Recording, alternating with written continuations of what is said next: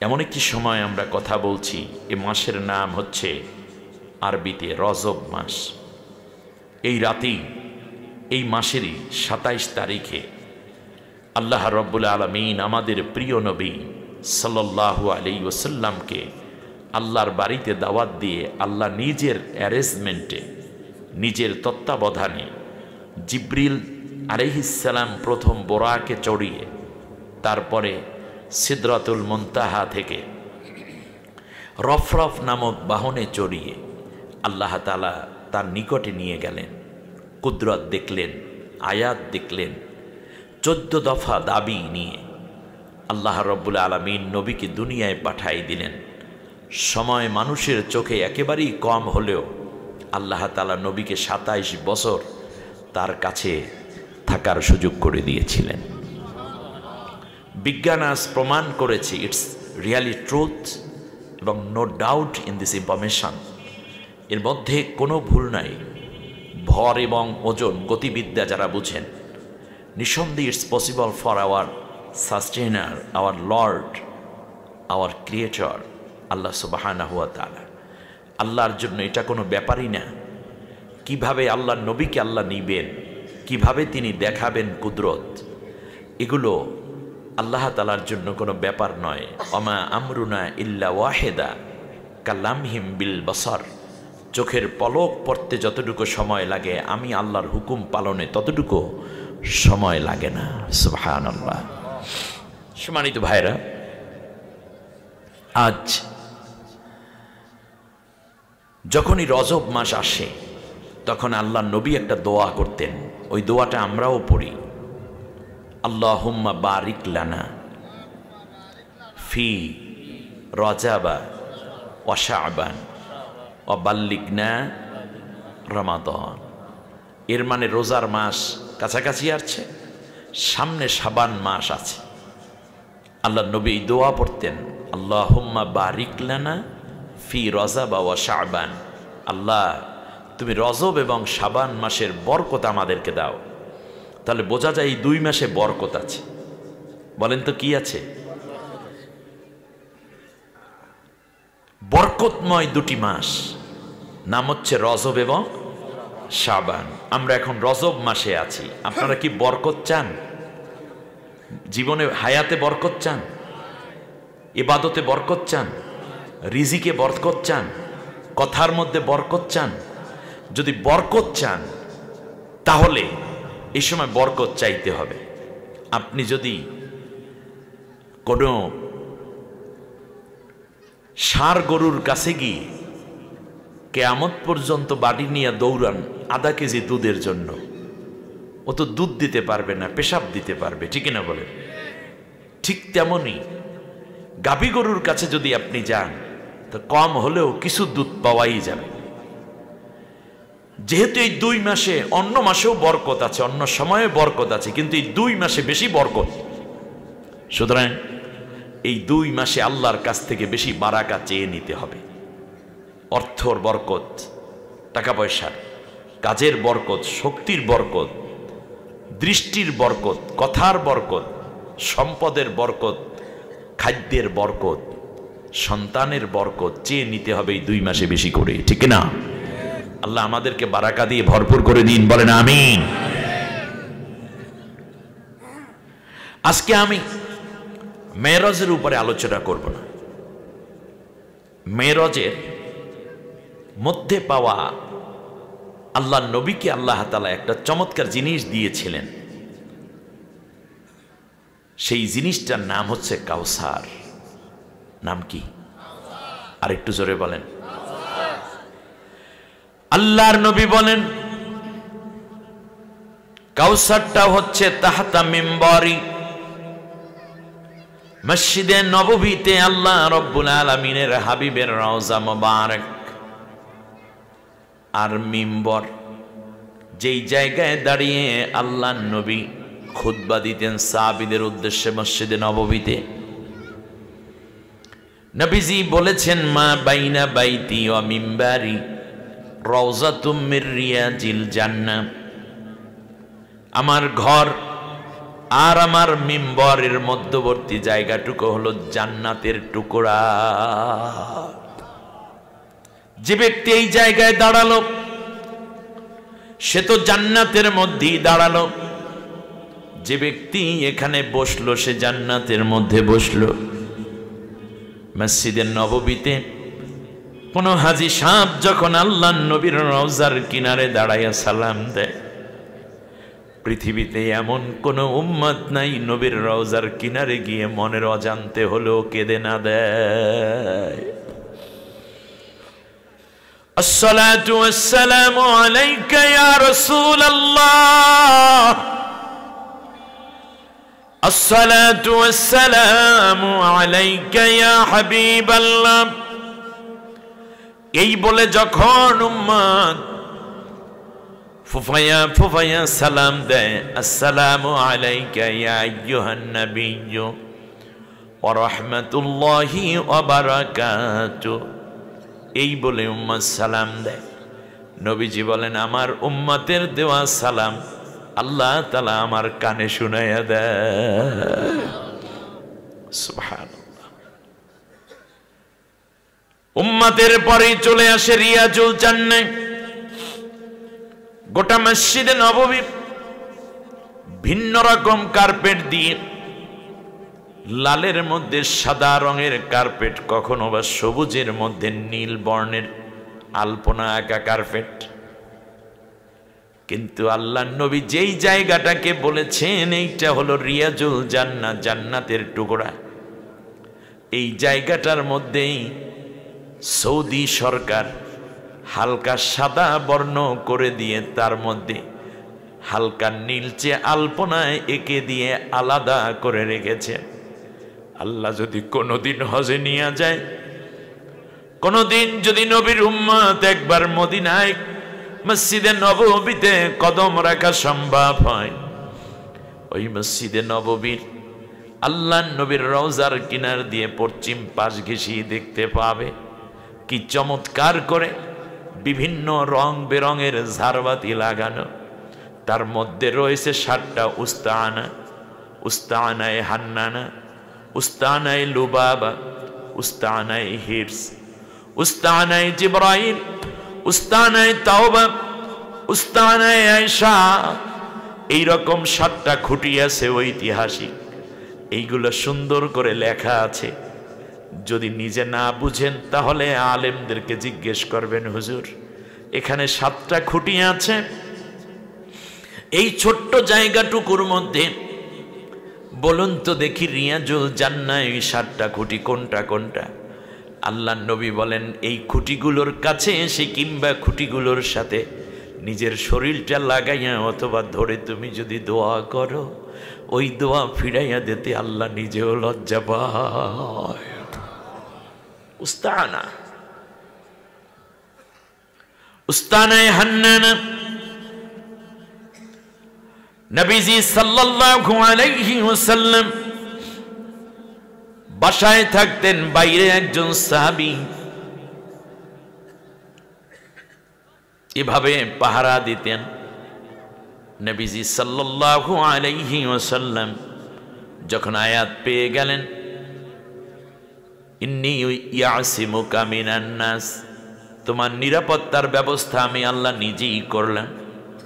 নবীজি বের হলেন, লুবাবা নামক সাহাবী আবু লুবাবা ডাক দিয়ে বললেন, লুবাবা আরে তুমি চলে যাও, আল্লাহ নিজেই আমার সিকিউরিটির দায়িত্ব নিয়েছে। চোখের পানি ছিঁড়ে দিয়ে আবু লুবাবা নবীর সামনে মাথা নিচু করে ফোবায়া ফোবায়া কান্দে। বলে, কান্দো কেন? বললি, ইয়া রাসূলুল্লাহ, আপনি যখন রাত্রে আপনার ঘরের ভিতরে প্রবেশ করতেন মা আয়েশা সিদ্দিকা রাদিয়াল্লাহু আনহার হুজরার মধ্যে, তখন শেষবারে আমি আপনার নূরের চেহারাটা দেখতাম।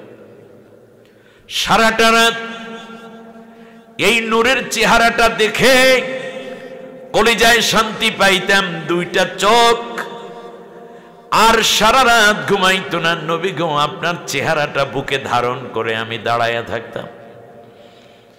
আর যখন বেলাল আজান দিতেন তখন আপনি ঘর থেকে বেরিয়ে আসতেন, কোন সাহাবী আপনাকে দেখার আগে আমি আবু লুবাবা আপনার চেহারাটা দেখতাম, আমার কলিজাটা ঠান্ডা হয়ে যেত।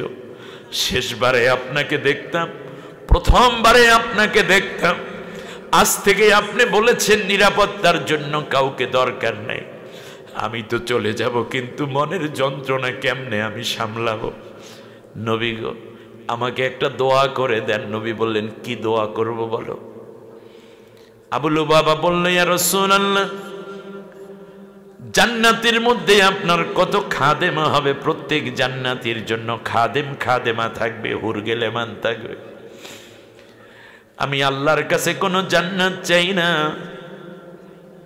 আপনি যেই জান্নাতি হবেন সেই জান্নাতে একজন খাদেম হিসাবে আল্লাহ যেন আমারে কবুল করে নেন। ইয়া রাসূলুল্লাহ, ইয়া হাবিবাল্লাহ,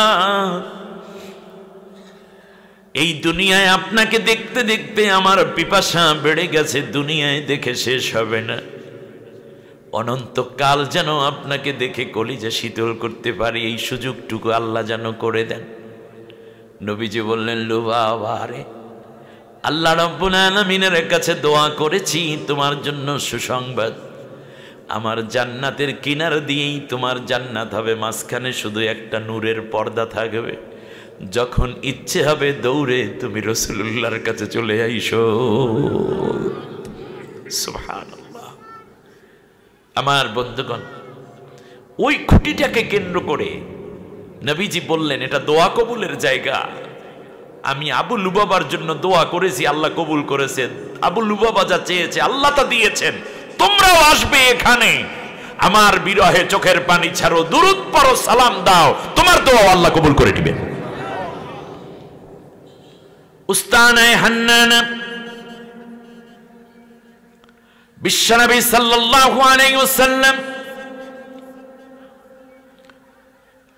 মসজিদে নববীতে মাত্র এখনো উপরে একটুখানি ছাউনি দেয়া হয়েছে খুরমা খেজুরের পাতা দিয়ে। বৃষ্টি হলে চুয়ে পানি পড়ে, সূর্যের তাপ ফ্লোরে এসে লাগে, সাহাবীরা কষ্ট পায়। সেই মুহূর্তের কথা বিশ্বনবী সাল্লাল্লাহু আলাইহি ওয়াসাল্লাম দেখলেন, এই জায়গায় কিছু খেজুর গাছ আছে, কিন্তু ভেতরে একটা খুরমা খেজুর গাছ রেখে নবী বললেন, এটা কেটো না। অনেক সময় দেখবেন বিল্ডিং উঠাইতে যাইয়া না পারলে বাড়িওয়ালা গাছটা কাটে না, এরকম হয় কিনা? এইরকম একটা খেজুর গাছ, উস্তানায়ে হান্নানা, এটা নবীজি সাল্লাল্লাহু আলাইহি ওয়াসাল্লাম এইটার গায়ে হেলান দিয়ে বসতেন। গাছটা মরা ছিল, মৃত গাছ। আবার নবীজি সাল্লাল্লাহু আলাইহি ওয়াসাল্লাম কখনো প্রচলিত মিম্বার যেটা আছে মসজিদে এখন, তখন ছিল না, এই গাছটার উপরে দাঁড়াইয়া তিনি সাহাবীদের উদ্দেশ্যে কথা বলতেন। এক পর্যায়ে রাসূল সাল্লাল্লাহু আলাইহি ওয়াসাল্লামের জন্য নতুন মিম্বর তৈরি করা হলো পাথর ঢালাই দিয়ে। নবীজি মিম্বরে দাঁড়ালেন জুমার নামাজে। আজকে নবীজি শুনছেন একটা শিশুর কণ্ঠে আওয়াজ, কেঁদে কেঁদে হয়রান হচ্ছে। নবী বললেন, ও সাহাবীরা, আমার সাহাবিয়ারা, মহিলারা, ইমানদার যারা, কার বাচ্চা এত কান্দে? সবাই বলল, না রাসূল, কারো বাচ্চা কান্দে না। কারো বাচ্চা কান্দে না, তা আওয়াজ কিসের? নবীজি নেমে পড়লেন মিম্বর থেকে, শুনতেছেন গাছের ভেতর থেকে আওয়াজ আসছে। আল্লাহর নবী গাছটার গায়ে হাত দিলেন, কান্না থেমে গেল। বলল, তুমি কাঁদছো কেন? মানুষের মতো আওয়াজ করে গাছ বলছি, ইয়া রাসূলুল্লাহ, এতটা দিন আপনার দেহ মোবারক আমার গায়ের সাথে লাগতো, আপনি আমার উপরে চড়তেন, আপনি আমার উপরে দাঁড়াতেন, আপনার গায়ের ঘেরান, শরীরের ঘাম, আপনার পায়ের ধুলো, আপনার পায়ের স্পর্শ পেয়ে আমি ধন্য ছিলাম। আজকে মিম্বর নতুন বানিয়েছে, আপনি আর আমার কাছে আসেন নাই, সেই বিরহে কান্দি। জীবনে পাব কি তোমার দিদার ইয়া রাসূলুল্লাহ, বলেন আমিন। সে আশায় আছি গো বেঁচে গুনাহগার ইয়া রাসূলুল্লাহ। জাহানের যেই দিকে তাকাই দরদি আর তো কেহ নাই, জাহানের যেই দিকে তাকাই দরদি আর তো কেহ নাই। তুমি তো রহমতের ভান্ডার নবীজি, রহমতের ভান্ডার। জীবনে পাব কি তোমার দিদার ইয়া রাসূলুল্লাহ। নবীকে স্বপ্ন দেখার আমল মাহফিলের একেবারে শেষ দিকে মুনাজাতের আগ মুহূর্তে আপনাদেরকে হাদিস থেকে শুনিয়ে বলে দেওয়ার চেষ্টা করব। শুনতে রাজি আছেন? উস্তানে হান্নান আল্লাহর নবী বললেন কেঁদো না, বললে বিরহ কি আর কোনদিন না বললি কি থামিয়ে রেখা যায় গো নবী?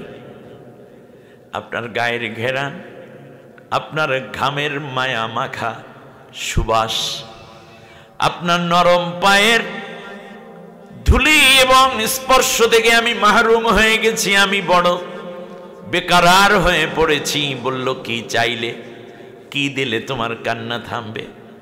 বলল নবী বেশি কিছু চাই না, জান্নাতের মধ্যে তো আল্লাহ তাআলা বহু গাছপালা দেবে, তার মধ্যে খুরমা খেজুর গাছও থাকবে। কত গাছ হবে গো নবী, তার মধ্যে যেন আল্লাহ রব্বুল আলামিন আমাকে একটা খেজুর গাছ বানায়া দেন। আজকে আমি মরা আছি, সেই দিন যেন আমার আল্লাহ জীবন্ত করে দেয়। আমার ফলগুলো আপনি ছিঁড়ে ছিঁড়ে খাবেন, আর আমার তখন তৃপ্তির শেষ থাকবে না। এই দোয়াটুকু শুধু আল্লাহর কাছে আপনি করুন। নবী বললেন আমি দোয়া করেছি, গাছ চেয়েছি, এই গাছের কিনারে গাছটাকে সহ একটা খুঁটি তৈরি করে তার উপরে মসজিদে নববীর যতগুলো গম্বুজ আছে তার মধ্যে এটা একটা গম্বুজ, ভিতরের দিকে রয়েছে গাছটা। গাছটা কাটে নাই সাহাবীরা, চারপাশ দিয়ে প্লাস্টার করে আস্তে আস্তে করে উপরের দিকে উঠাইছে। ভেতরে গাছটা এখনো আছে, ওইটার নাম হচ্ছে উস্তানায়ে হান্নানা। যদি সম্ভব হয় এই গাছটার সাথে একটু কাছে গিয়ে, নিকটে গিয়ে একটু কথা বলবেন, আল্লাহর সাথে দোয়া কবুল করে নিবেন কে? উস্তানায়ে তাওবা হিলাল ইবনে উমাইয়া রাদিয়াল্লাহু তাআলা আনহু তবুকের যুদ্ধে যায় নাই, সেই জন্য নিজেকে নিজে গুনাহগার মনে করলেন, মুনাফিক মনে করে একটানা 50 দিন পর্যন্ত মসজিদে নববীর একটা খুঁটির সাথে বাঁধা রাখলেন। ওটাও ওই রিয়াজুল জান্নার মধ্যে একটা খুঁটি। ওই আল্লাহ রব্বুল আলামিন 50 দিন পরে হিলাল ইবনে উমাইয়া রাদিয়াল্লাহু তাআলা আনহুর তওবা কবুল করেছেন। নবীজি বলেন তুমি যদি আসমান পরিমাণ গুনাহ করো রে আমার উম্মত, আমার রওজার কিনারে যদি সালাম দাও, রিয়াজুল জান্নার মধ্যে যদি উস্তানায়ে তাওবার কাছে এসে যদি তুমি আল্লাহর কাছে মাপ চাও, আল্লাহ রব্বুল আলামিন তোমার জিন্দেগীর সব গুনাহগুলো মাফ করে দিবেন। উস্তানায়ে জিবরাইল আল্লাহর নবী বলেন জিবরিল আলাইহিস সালাম আমার কাছে বারবার আসতো।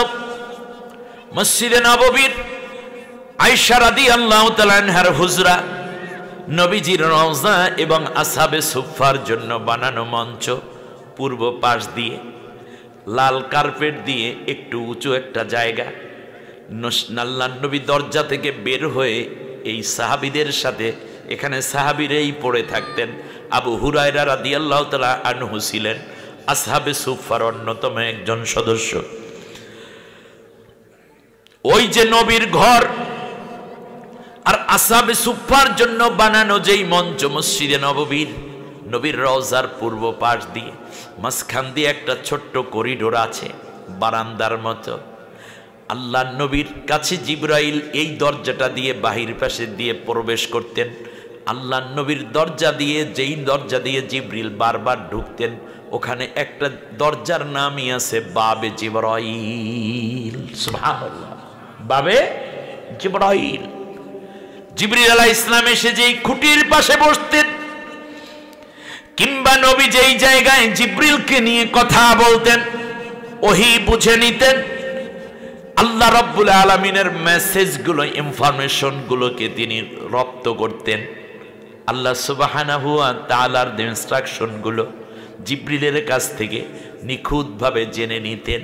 যেই জায়গায় নবী বারবার জিবরিলকে নিয়ে বসতেন, ওইটার নাম হলো উস্তানায়ে জিবরাইল। সুবহানাল্লাহ। আরেকটি হচ্ছে উস্তানায়ে আয়েশা। এজন্য নবী বলেছেন, উস্তানায়ে জিবরাইলের পাশে এসে দোয়া করো, দোয়া কবুল হয়ে যাবে। আবার আল্লাহর নবী বলেছেন উস্তানায়ে আয়েশা কোথায় জানেন? সেটা হচ্ছে মসজিদে নববীর ওই যে রিয়াজুল জান্নার মধ্যে একটু উত্তর দিক দিয়ে এই খুঁটিটা খুব কারুকাজ করা, বিভিন্ন রঙের ডিজাইন করা, তার মধ্যে লেখা আছে উস্তানায়ে আয়েশা। আল্লাহর নবীর বোন আসমা রাদিয়াল্লাহু তাআলা আনহা, কলিজার টুকরা সন্তান আব্দুল্লাহ ইবনে জুবায়ের, আয়েশা রাদিয়াল্লাহু তাআলা আনহা ইন্তেকালের আগে আব্দুল্লাহ ইবনে জুবায়ের তথা বোনের ছেলেকে, আপনারা কি বলেন, বরিশালে বলে বোনপুত, ভাইগনা, ভাইগনাকে নিয়ে গেলেন। আয়েশা রাদিয়াল্লাহু তাআলা আনহা ভীষণ অসুস্থ, বোনের ছেলের হাতটা ধরে নিয়ে চলে গেলেন একটা খুঁটির কাছে, বললেন শোনো, তোমার খালু যান, আমার প্রিয়তম স্বামী বিশ্বনবী রহমতুল্লিল আলামিন, আল্লাহর দোস্ত মুহাম্মদ সাল্লাল্লাহু আলাইহি ওয়াসাল্লাম যখন কোনো বিপদে পড়তেন, যখন কোনো কষ্ট পাইতেন, যখন কিছু বেশি চাওয়ার প্রয়োজন হতো, তখন এই খুঁটিটা ধরে আল্লাহর নবী দোয়া করতেন। আল্লাহর নবী বলেছেন, এই খুঁটি ধরে যে দোয়া করবে তার দোয়া আল্লাহ ফিরায় না। তুমিও যদি কোনো বিপদে পড়ো আব্দুল্লাহ ইবনে জুবায়ের, এই খুঁটিটা ধরে তুমি আল্লাহর কাছে দোয়া করবা। ওই খুঁটির নাম দেওয়া হয়েছে উস্তানায়ে আয়েশা, উস্তানায়ে হিরস। এই খুঁটির পাশে বসে আল্লাহর নবী সমস্ত রাষ্ট্র পরিচালনার জন্য মন্ত্রীদেরকে নিয়ে বসে যেতেন। বলুন মারহাবা। তাম পৃথিবী প্রায় ইসলামের মেসেজগুলো মক্কা মদিনা থেকে নিয়ে বিশাল ভূখণ্ড ইসলামী রাষ্ট্র পরিচালিত হতো মসজিদে নববী থেকে। মসজিদে নববী শুধু একটা মসজিদের জায়গা নয়, এটা একটি পার্লামেন্ট। এখানে আল্লাহর নবী শুরা করতেন, পরামর্শ করতেন, এটা সেক্রেটারিয়েট ছিল। আবু বকর, ওমর, ওসমানদেরকে নিয়ে বসতেন। নবীর সমস্ত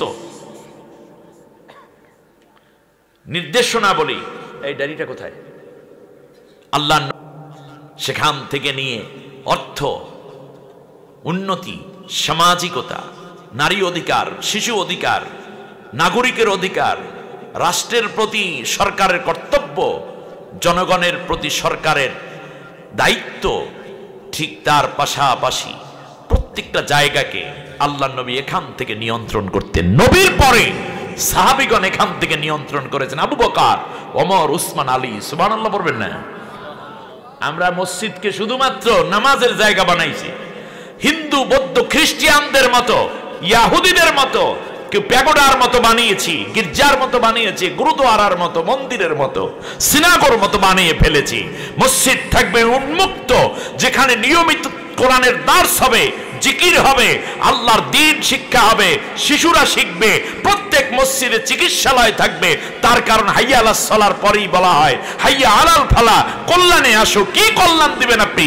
ইমাম সাহেব নিজেই তো বেতন পায় না 5 মাস ধরে। প্রত্যেক প্রত্যেকটা মসজিদ হবে এক একটি ক্ষুদ্র পার্লামেন্টের মতো দায়িত্ব পালন করবে, তাহলে না বাংলাদেশ সোনার বাংলা হবে, ঠিক কিনা বলেন? আবার লেখছে মসজিদে বসে দুনিয়াবি কথা বলা হারাম। এই কথা লেখা সবচেয়ে বড় হারামি কাজ। আল্লাহ নিজে বলেছেন আহাল্লাল্লাহুল বাই'a ওয়া হাররামার রিবা, সুদ হারাম, ব্যবসা হালাল। এটা কি মসজিদের বাইরের কথা?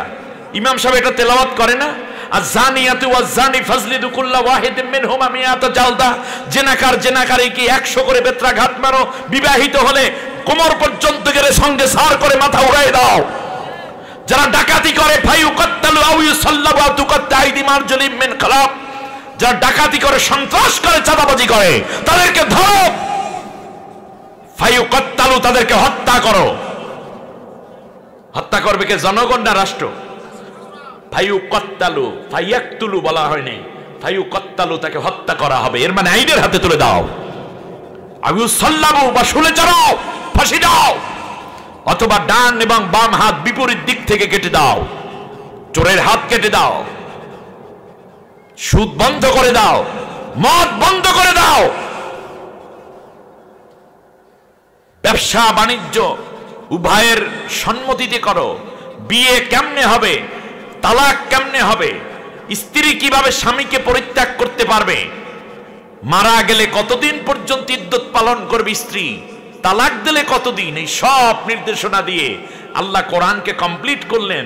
রাষ্ট্র কিভাবে চালাবে, হাকিম কি কাজ করবে, আদালতে দাঁড়িয়ে হাকিমকে আল্লাহ তাআলা বললেন যে তোমরা মান লাম ইয়াহকুম বিমা আনজালাল্লাহু ফাউলাইকা হুমুল কাফিরুন ফাউলাইকা হুমুল যালিমুন ফাউলাইকা হুমুল ফাসিকুন। যেই বিচারক আল্লাহর বিধান দিয়ে রায় দেয় না, সেই বিচারক কাফের, সেই বিচারক জালেম, সেই বিচারক ফাসিক। ঠিক তার পাশাপাশি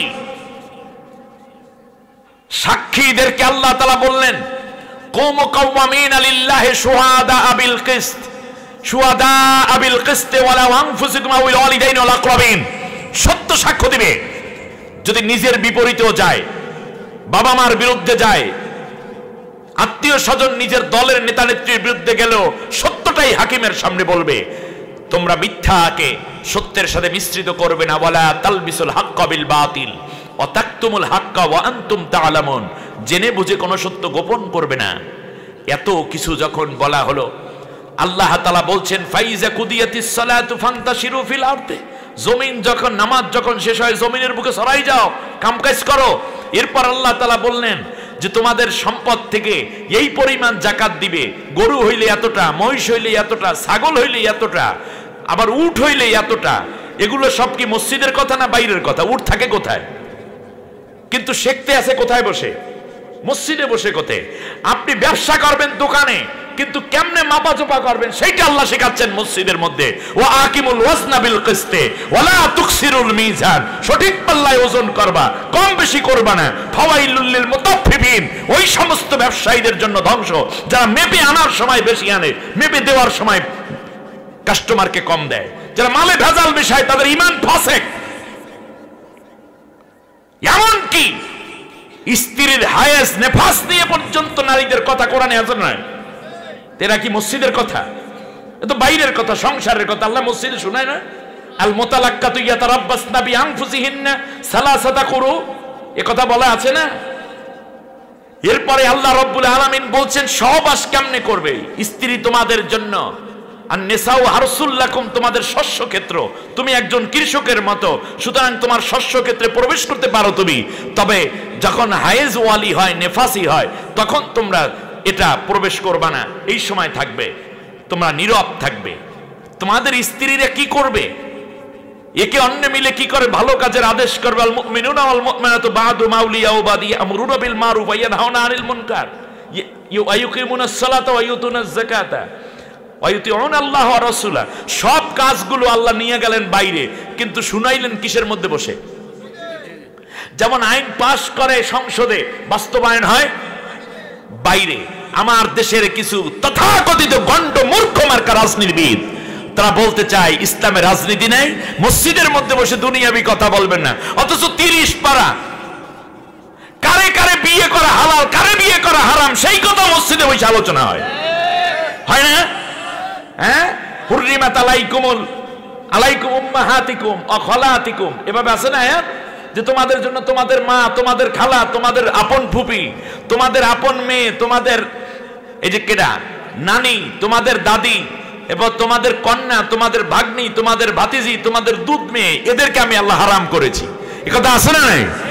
কোথার কথা? সবই তো মসজিদের মধ্যে বৈশায়। আর 30 পারা কোরআন হাফেজরা যখন খতম করে রমজান মাসে, আলহামদু থেকে সূরা আলিফ লাম মিম হইতে সূরা নাস পর্যন্ত গোটা কোরআনে যা আছে সব শুনাইয়া দেয়। যুদ্ধ কেমন হবে? ফাকতুলুহুম হাইসু ওয়াজাদতুমুহুম, যেখানে পাও সেখানে, ইসলামকে যারা ধ্বংস করে যুদ্ধের ময়দানে, সেখানে তাকে কাট করে ফালাইও।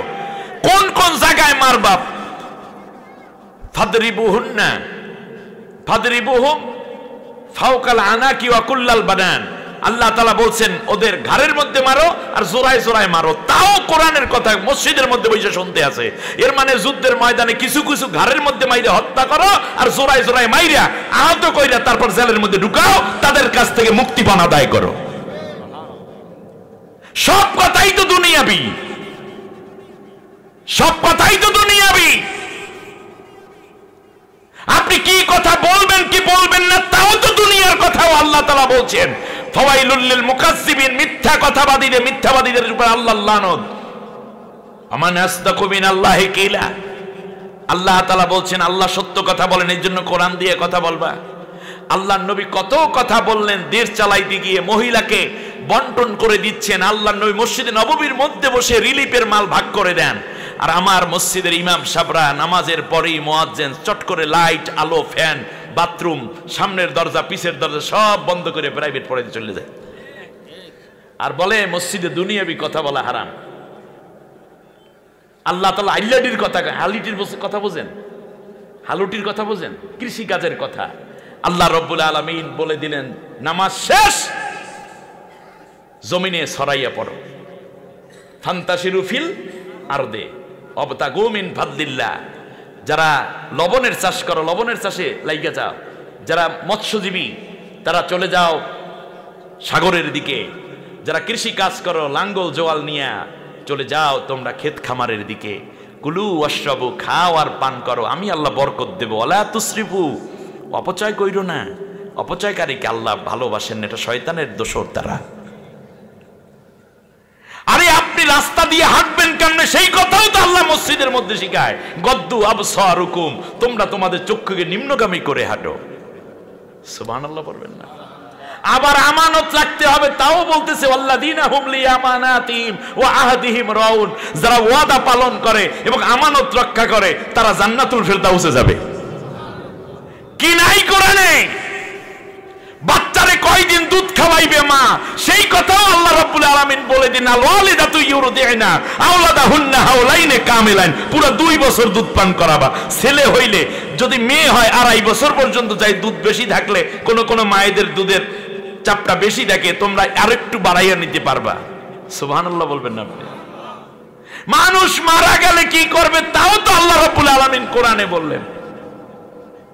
এর মানে মসজিদে দুনিয়াবি কথা কইও না, তার কারণ চোরে তাহলে জুতা চুরি করতে পারবে না।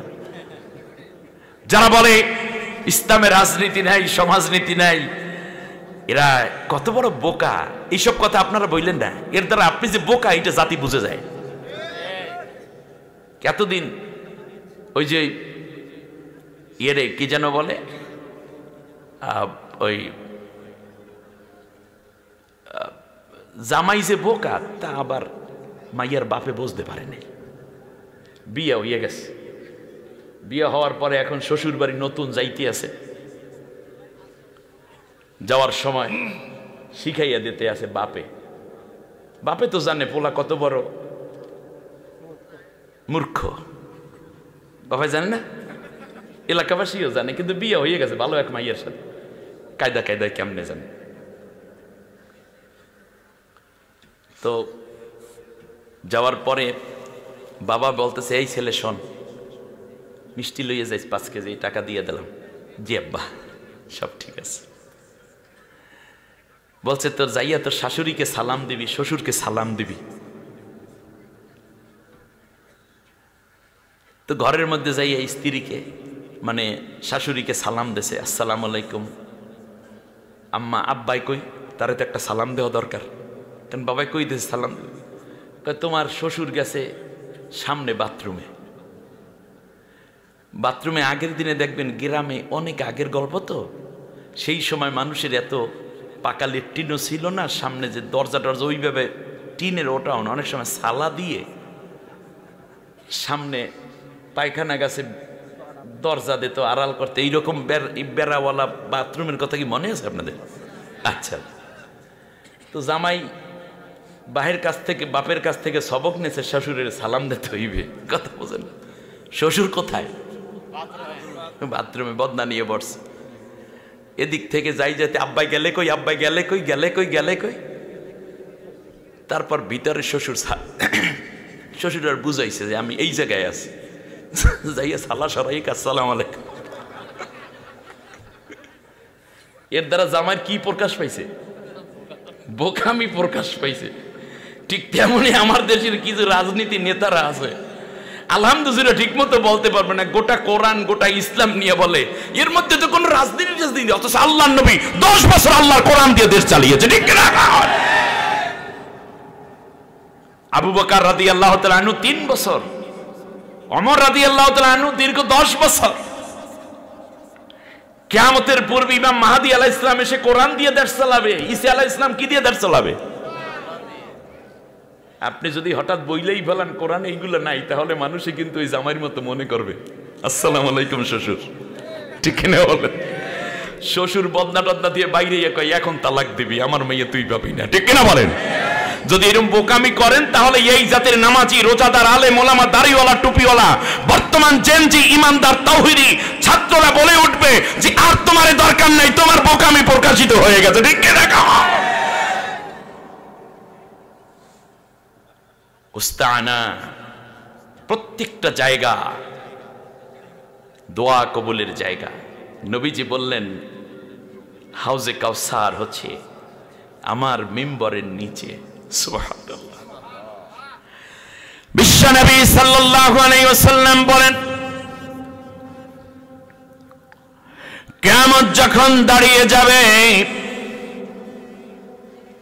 কিয়ামতের কঠিন ময়দান যখন, মাহশারে যখন মানুষগুলো জড়ো হয়ে যাবে, 9,30,00,000 মাইল দূরে উচ্চতায় থাকা ওই সূর্যটাকে মাথার উপরে টেনে আনা হবে। সূর্যের প্রখরতা, প্রচন্ড তাপে হাসরের জমিনটা তামায় পরিণত হয়ে যাবে। তামা কেন? লোহা হইতে পারত না, স্টিল হইতে পারত না। তামার একটা বৈশিষ্ট্য হলো, আপনি অন্য যত কঠিন ধাতু পদার্থ যা আছে এগুলো আপনি যদি গরম করেন, তাহলে যেই অংশটুকু আগুনের ভেতরে থাকে ওই অংশটুকু গরম থাকে, আর বাকিটা গরম কম হয়। যেমন আপনি আগুনের মধ্যে একটা লোহা ঢুকাই দিয়ে দেখবেন এই মাথা ধরে আপনি কাজ করতেছেন যেটা বাহিরে আছে, আর ওই আগুনের মধ্যে থাকা অংশটা একেবারে দগদগে লাল হয়ে গেছে। স্বর্ণ ঠিক ওই রকম, কিন্তু তামা এমন এক উপাদান, সে এক জায়গায় যদি গরম হয় তাহলে গোটা অংশ যা আছে পুরোটা সমান গরম হয়ে যায়। এজন্য জুবার আল হাদিদ এটা তামা হবে, অর্থাৎ প্রত্যেকটা অংশ সমান উত্তপ্ততায় গরমে পরিণত হবে। জিহ্বাটা বেরিয়ে যাবে, চোখগুলো মনে হয় যেন খসে পড়বে, নাক দিয়ে, মুখ দিয়ে, কান দিয়ে রক্ত বের হওয়া শুরু হবে, ঘিলুগুলো টকবক করবে, কলিজার ছাতি ফেটে যাবে পানির পিপাসায়। নফসি নফসি চিৎকার করবে সবাই, কেউ কারো কাছে আসবে না, সবাই দৌড়বে দৌড়বে। আল্লাহ রাব্বুল আলামিন বলেন ইয়াউমা ইয়াফিরুল মারউ মিন আখিহি ওয়া উম্মিহি ওয়া আবিহি ওয়া সাহিবাতিহি ওয়া বানিহি। কেউ কারো পরিচয় দিবে না, মা তার সন্তানকে পরিচয় দিবে না, সন্তান মা বাবাকে ছেড়ে পালাবে, বন্ধু বন্ধুকে ছেড়ে পালাবে, নেতা কর্মীর দিকে তাকাবে না, কর্মীরা নেতার দিকে তাকাবে না, পীর মুরিদের দিকে তাকাবে না, মুরিদ কোনো কাজে লাগবে না পীরের জন্য। আল্লাহ রাব্বুল আলামিন বলেন স্বামী স্ত্রীর মধ্যে সেই দিন দূরত্ব বেড়ে যাবে। আল্লাহ তাআলা দৌড়ের ক্ষেত্রে সর্বপ্রথমে মা বাবাকে না এনে বললেন ইয়াউমা ইয়াফিরুল মারউ মিন আখি, প্রথম পালাবে ভাই বেরাদার বন্ধু বান্ধব থেকে, এরপরে মা বাবা। তার কারণ হচ্ছে বাবা মায়ের কাছে সন্তান থাকে শিশু, শৈশব, কৈশোর পর্যন্ত, এরপরে মা থেকে বিছানা আলাদা হয়ে যায়, বাবা থেকে বিছানা আলাদা হয়ে যায়। কলেজে পড়ে, ইউনিভার্সিটিতে ছেলেটা পড়ে, ছাত্র জীবন শেষ করে চাকরি, ফাঁকে আবার বিবাহ, এরপর নিজেরই সংসার হয়ে যায়। এই সময় মা বাবার সামনে তার শরীরটাও খালি হইতে লজ্জা পায়। শিশুর মতো আর মায় গোসল করাইয়াও দেয় না, জামা কাপড়ও পরাইয়া দেয় না, দেয় কি? দেয় না। যখন গুনাহ করার বয়স থাকে না তখন থাকে মা বাবার কাছে, যখন গুনাহ করার বয়স হয় তখন যায় বন্ধুদের কাছে। কাদের কাছে? সিনেমা দেখবে, মা বাবার চোখ ফাঁকি দিয়ে বন্ধুদের সাথে নিয়ে যায়। কোনো মেয়ের সাথে আড্ডা দিবে, গুনার কাজে লিপ্ত হবে, বেশি জানে। যদি পৃথিবীতে কাউকে জানাতে চায় বাবা মাকে কি কেউ বলে? ছেলে বলে, মেয়ে বলে, বলে কার সাথে? বন্ধুর সাথে। এই তো বুঝতেছেন। গাঁজা খাইবে, ফেন্সিডিল, কোকেন, তার মারজুয়ারা, ফেথিডিনিয়া বা হিরোইন, যাই খাক না কেন, যদি কোনো দুষ্কৃতিকারী কোনো যুবকের চরিত্র নষ্ট হয় এইভাবে, সেটা কি মা বাবাকে শেয়ার করে নাকি বন্ধুকে শেয়ার করে? জুয়া তাস খেলে কারে, ক্যাসিনো খেলে কারে শেয়ার করে? বন্ধুকে শেয়ার করে। খেলাধুলায় যায়, বন্ধুকে সাথে নিয়ে যায়। চাকরি করে, ঘুষ খায়, বলুন তো দেখি মা বাবা জানে নাকি কলিগরা জানে? ওই তো বন্ধুরা জানে। ব্যবসার মধ্যে ভেজাল করে, কে জানে? বন্ধু জানে, সহকর্মীরা জানে, মা বাবা জানে না। যেহেতু গুনার, সমস্ত গুনার সাক্ষী হয়ে যায় বন্ধুরা, এই জন্য কিয়ামতের দিন নেতারা দৌড়াবে, বন্ধুরা দৌড়াইবে বন্ধু থেকে, যে আজকে যদি কোনো ক্রমে একটু ধরা দিয়া দাও তাহলে তো আমি শেষ। এই জন্য প্রথম দৌড়াইবে বন্ধুদের থেকে, তার কারণ বন্ধুরা গুনার সাক্ষী থাকে। দরবেশ পালান শুরু করলো, ধবধবে সাদা দাড়ি, একেবারে সফেদ চুল, চেহারাটাও তো সেই রকম। দুর্নীতি করতে করতে চেহারায় মনে হয় যেন পরম এক দরবেশী ভাব উদ্ভব হয়েছে। প্রায় ৬২,০০০ কোটি টাকা বাংলাদেশ থেকে পাচার করেছে। এর নাম দিয়েছে দরবেশ, আওয়ামী দরবেশ।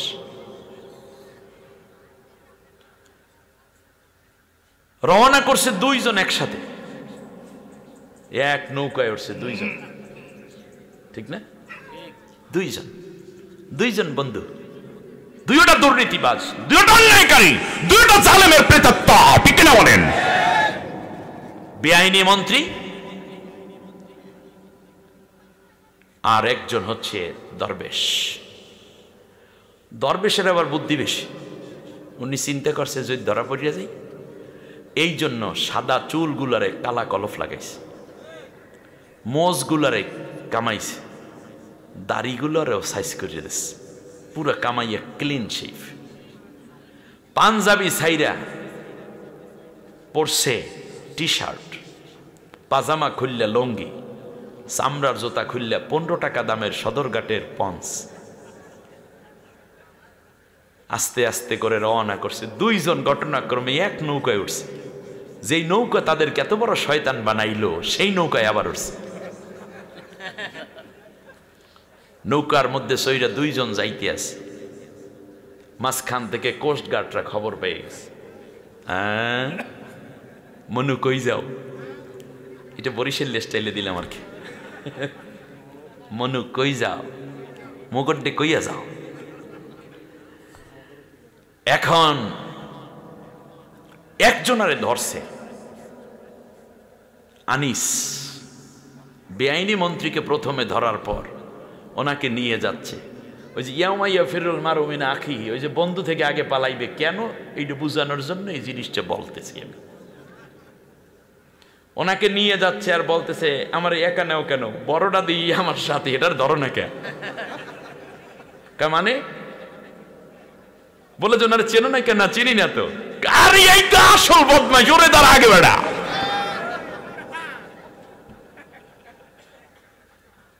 কে বলে এখনো চেনো নাই, দরবেশ। ওরা কিন্তু প্রথমে ধরে নাই, আপনারা জানার কথা নাকি? কারেকে ধরাইলো?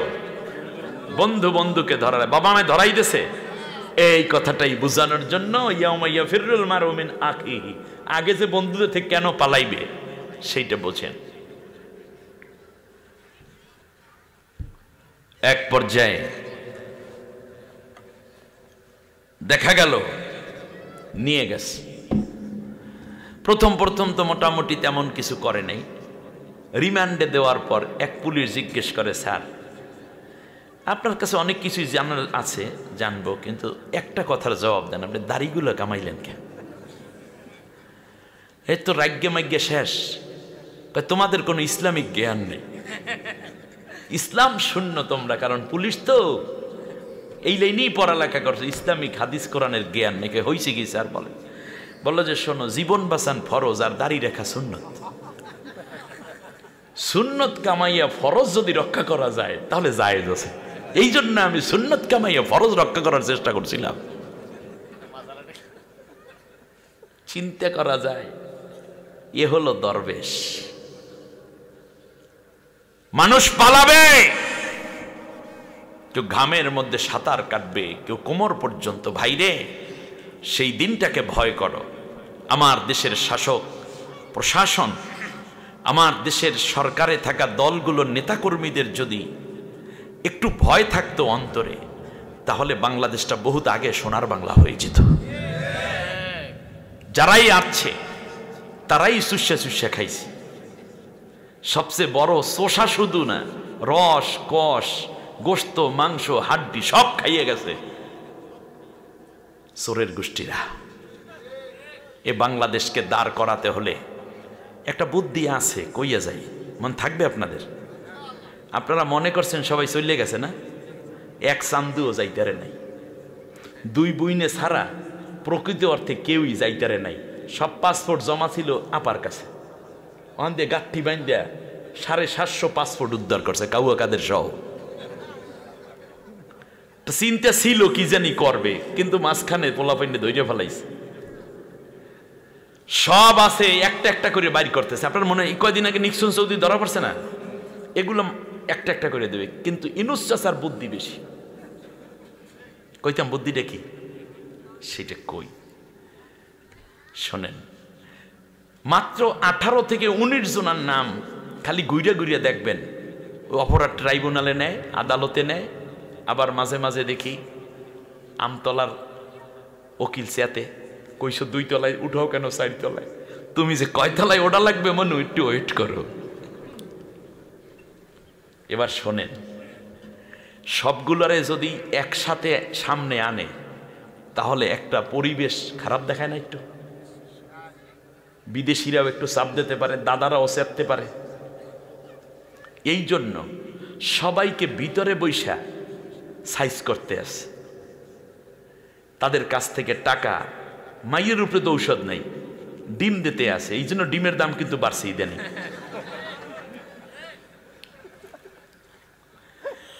চাউলের দাম বাড়লে না, ডিমের দাম বাড়লে কে? এটা তো কাহিনী কে? মানুষ কি ডিম বেশি খায় না? ঘটনা একটা তো ঘটছে, ওখানে কামে লাগতেছে। শোনেন, ওই থেরাপি দিয়া দিয়া টাকা কই, খালি ইনুস কাকায় টাকা কেমনে আয় করতে হয় এইটা তারে শিখাইতে যাইয়েন না, তাহলে আপনি একটা জাতীয় বোকা হইবেন।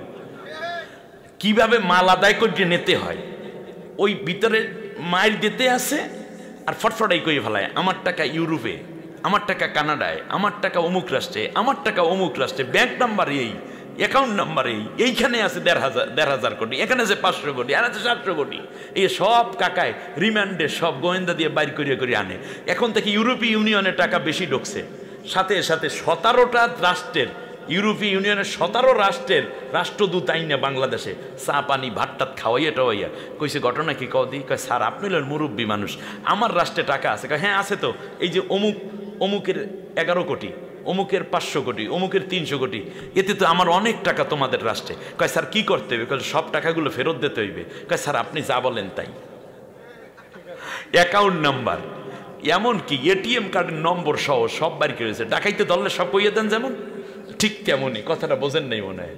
সিপাদের মধ্যে সাইরা কাক্কু চিন্তা করছে আমি হাজার হাজার করে, এই জন্য কয় যে আপনারা খালি চিন্তা করেন, আমার একটু সময় দেন। চাচাই কি চায়? টাকা চায়। চাচাই কি চায়? কালিকায় সময় দেন। কিন্তু আমাদের বিএনপি জমাত দলের আবার অনেকের সময় দিতে রাজি না। আরে চাচাই আছে বললেই তো মোদিরা থাপ্পড় মারতে সাহস পায় না, ঠিক না?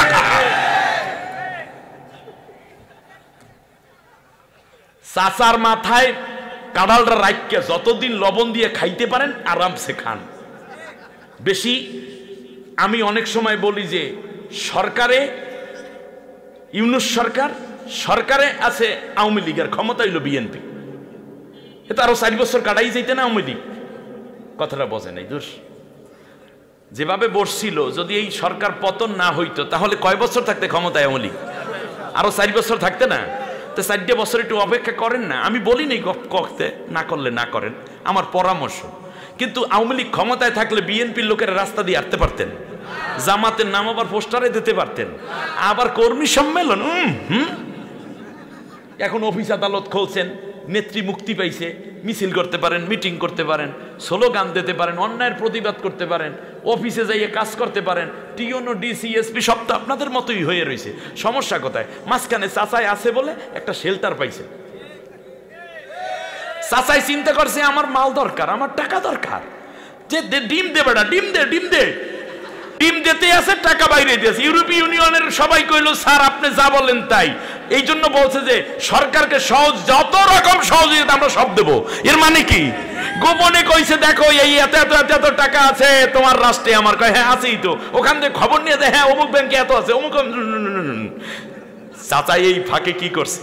একদিকে দ্রব্য মূল্যগুলো নিয়ন্ত্রণ রাখার চেষ্টা করছে। হাজার হাজার কোটি টাকার ঋণ, আমাদের প্রত্যেক নাগরিকের মাথা পিছু ঋণ ছিল ১,১৮,৬৭০ টাকা। প্রত্যেক নাগরিকের মাথা পিছু আয় মানে ঋণ। চাচা এই ফাঁকে ৪,০০০ কোটি টাকা ঋণও পরিশোধ করে দিয়েছে।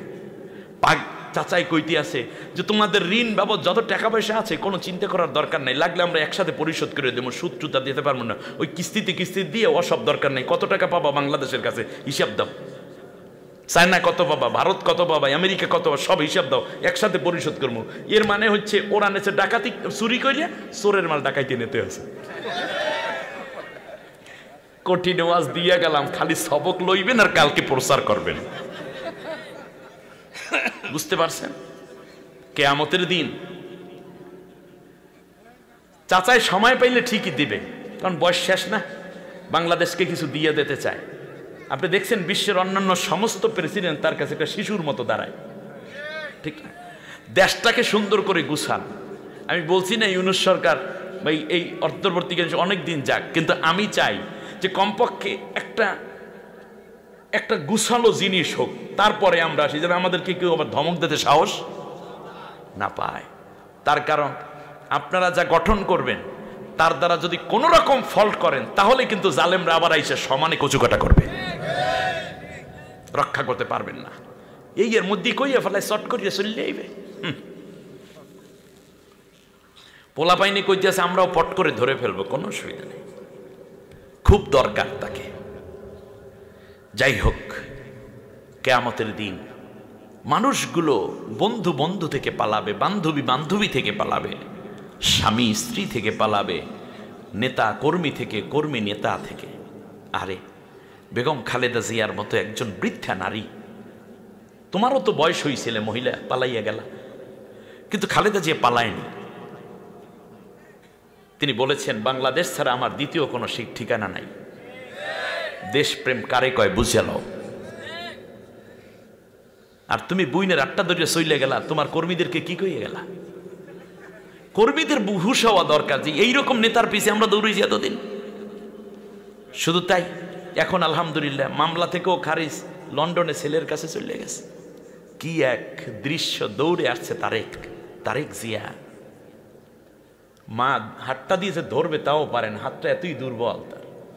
এখন আস্তে আস্তে নাকি হাঁটে, আবার চেহারাটাও সুন্দর হচ্ছে। এর মানে বাংলাদেশ সৌন্দর্যে তাকে দেখলেও বোঝা যায়। এই বয়সে তো আর চেহারার দিকে আমরা তাকাই না বা আমরা অন্য কিছু আর মনে করিনি। এর মানে হচ্ছে তিনি এখন শান্তিতে আছেন, কারণ এই দেশের জন্য তার ত্যাগ আছে, তার স্বামীর শাহাদাত আছে, ঠিক তার পাশাপাশি তার দলের লক্ষ লক্ষ কর্মী নির্যাতন আছে, ঠিক না? দেশে কন্ট্রিবিউশন আছে। কিন্তু বর্তমানে বিএনপির মধ্যে কিছু জাতীয়তাবাদী আওয়ামী বিএনপি দল ঢুকে গেছে, ঠিক না? কারণ এরা কিন্তু চুলকানি শুরু করছে। এরা করে বিএনপি, কিন্তু ভাড়া আছে কাদের কাছে? ভারতের কাছে। এদেরকে চিহ্নিত করতে হবে। বাংলাদেশে ইসলামের বিরুদ্ধে বিএনপির কোনো একজন লোক কথা বললে মনে করবে এটা ভারতের দালাল। কারণ প্রেসিডেন্ট জিয়াউর রহমান, বেগম খালেদা জিয়া এবং তারেক জিয়া কোনোদিন ইসলামের বিরুদ্ধে একটা কথাও বলে না। সুতরাং আলেমদেরকে কটাক্ষ করা এটা আওয়ামীদের চরিত্র হতে পারে, বামপন্থীদের চরিত্র হতে পারে, ভারতের চরিত্র হতে পারে, জাতীয়তাবাদী দলের চরিত্র হবে এটা মোটেও কাম্য নয়। কারণ বাংলাদেশে আলেম ওলামা পীর মাশায়েখগণ জাতীয়তাবাদী শক্তিকে ইসলামের পক্ষ শক্তি মনে করে। এই বিশ্বাস নষ্ট করবেন না। আমি ভালো পরামর্শ দিয়ে গেলাম, আমার কথাগুলো রেকর্ড হচ্ছে, এটা আগামীকালকে পাবলিশড হবে। বাংলাদেশ 95% মুসলিম অধ্যুষিত জনপদ। ইসলামের বিরুদ্ধে কেউ কথা বললে, আলেমদের বিরুদ্ধে কথা বললে, তখন মানুষের দল বেদল বোঝে না, সামনের দিকে চলতে থাকে। তুমি কিন্তু আস্তে করে সাইড হয়ে যাবা, কিচ্ছু করার থাকবে না। জাতির এই ক্রান্তিকালে এই ভুল যেন কেউ না করেন। ইসলামী এবং জাতীয়তাবাদী শক্তির ঐক্য মানে বাংলাদেশের স্বাধীনতা, সার্বভৌমত্ব, অখণ্ডতা, নিরাপদ এবং অটুট। এই দুই দলের মধ্যে দ্বন্দ্ব মানে হচ্ছে মাঝখান থেকে শয়তানের গোষ্ঠীর আবার ঢোকার সম্ভাবনা। আমার এই কথাগুলো ঐতিহাসিকভাবে আপনারা নিবেন এবং সেইভাবেই চলবেন। কোনো দ্বন্দ্ব করা যাবে না। আমাদের অভ্যন্তরীণ দ্বন্দ্ব সব, যাদের সাথে দ্বন্দ্ব ছিল তারা পালাই চলে গেছে। এখন একটা সুন্দর দেশ গড়ার সময়। আল্লাহ আমাদেরকে সবাইকে যার যার অবস্থান থেকে ভূমিকা পালন করার তৌফিক দান করুন, বলেন আমিন। বিশ্বনবী সাল্লাল্লাহু আলাইহি ওয়াসাল্লাম ডাক দিয়ে বললেন, আমার সাহাবীরা, কিয়ামতের ওই কঠিন ময়দানে আমি আল্লাহ রাব্বুল আলামিনের কাছ থেকে হাউজে কাউসারের পানি নিয়ে আমার উম্মতদের কাছে পৌঁছে যাব। একবার যাকে এক গ্লাস পানি পান করাইয়া দেব, সূর্যের তাপ তার ক্ষতি করতে পারবে না, এক বিন্দু গরম তার শরীরের মধ্যে তাপ দিয়ে ব্যাধিগ্রস্ত করতে পারবে না, ক্ষতিগ্রস্ত করতে পারবে না, অস্বস্তি করতে পারবে না। এই হাউজে কাউসার তাকে আল্লাহ রব্বুল আলামিনের আরশের নিচে গিয়ে দাঁড় করাইয়া দেবে। এমনকি হাউজে কাউসার পানকারী পরবর্তীতে আল্লাহ রব্বুল আলামিনের জান্নাতের অধিবাসী হয়ে যাবে। হাউজে কাউসার চান কিনা? কার হাতে? আল্লাহ নবীর হাতে। জোরে বলেন, কার হাতে? আল্লাহ নবীর হাতে হাউজে কাউসার যারা চান তারা দুইটা হাত উঁচু করে এই গভীর রাতে আল্লাহর একটু দেখাইয়ে দেন। লিল্লাহে তাকবীর। সবাই বলেন আল্লাহ। আওয়াজ দিয়ে মনের অন্তরের অন্তঃস্থল থেকে, গহীন থেকে বলেন আল্লাহ।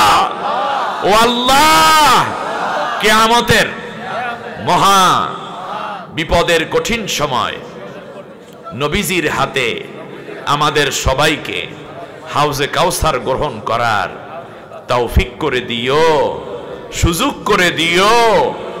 আমিন আমিন ইয়া রাব্বাল আলামিন। কিন্তু হাউজে কাউসার কেমনে পাইবেন? আল্লাহ রাব্বুল আলামিন বলেন, দুইটা কাজ করলে হাউজে কাউসার পাবা। নবী তার সাথে একটা কাজ যোগ করে বললেন, আরো একটা কাজ কইরো, তাহলে আমার হাতে পাবা। সুবহানাল্লাহ। কেন? আল্লাহ কয় দুইটা পাবা।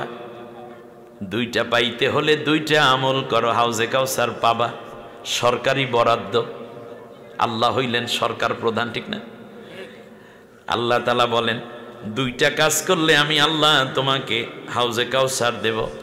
মাঝখানে নবী দাঁড়াইয়া বলতেছে যদি আর একটা কাজ করতে পারো আমার উম্মত, নারী হও কিংবা পুরুষ, যুবক হও কিংবা যুবতী, বিবাহিত অবিবাহিতা, হতে পারো তুমি স্কুল কলেজ ইউনিভার্সিটির স্টুডেন্ট, মেডিকেল কিংবা বুয়েট, টেক্সটাইল ইঞ্জিনিয়ারিং পড়ো, ব্যবসায়ী হও, শিল্পপতি কর্মী হও, কিংবা তুমি লবণ চাষী হও কিংবা লবণের বড় ব্যবসায়ী হও, লবণ টানা ট্রাকের ড্রাইভার হও, জেলে হও তাঁতি হও, স্পিড বোট চালাও কিংবা মোটরসাইকেল চালাও অথবা ট্রলারের মালিক হও, কিংবা হতে পারো ফুটপাতে পড়ে থাকা মানুষ, বস্তিতে বসবাসকারী কোনো এক মোমেন্ট রিক্সা চালক, কিংবা হতে পারো বিমানের পাইলট, হতে পারো বড় রকমের কোনো ড্রাইভিংয়ের কাজ, কিংবা হতে পারো তুমি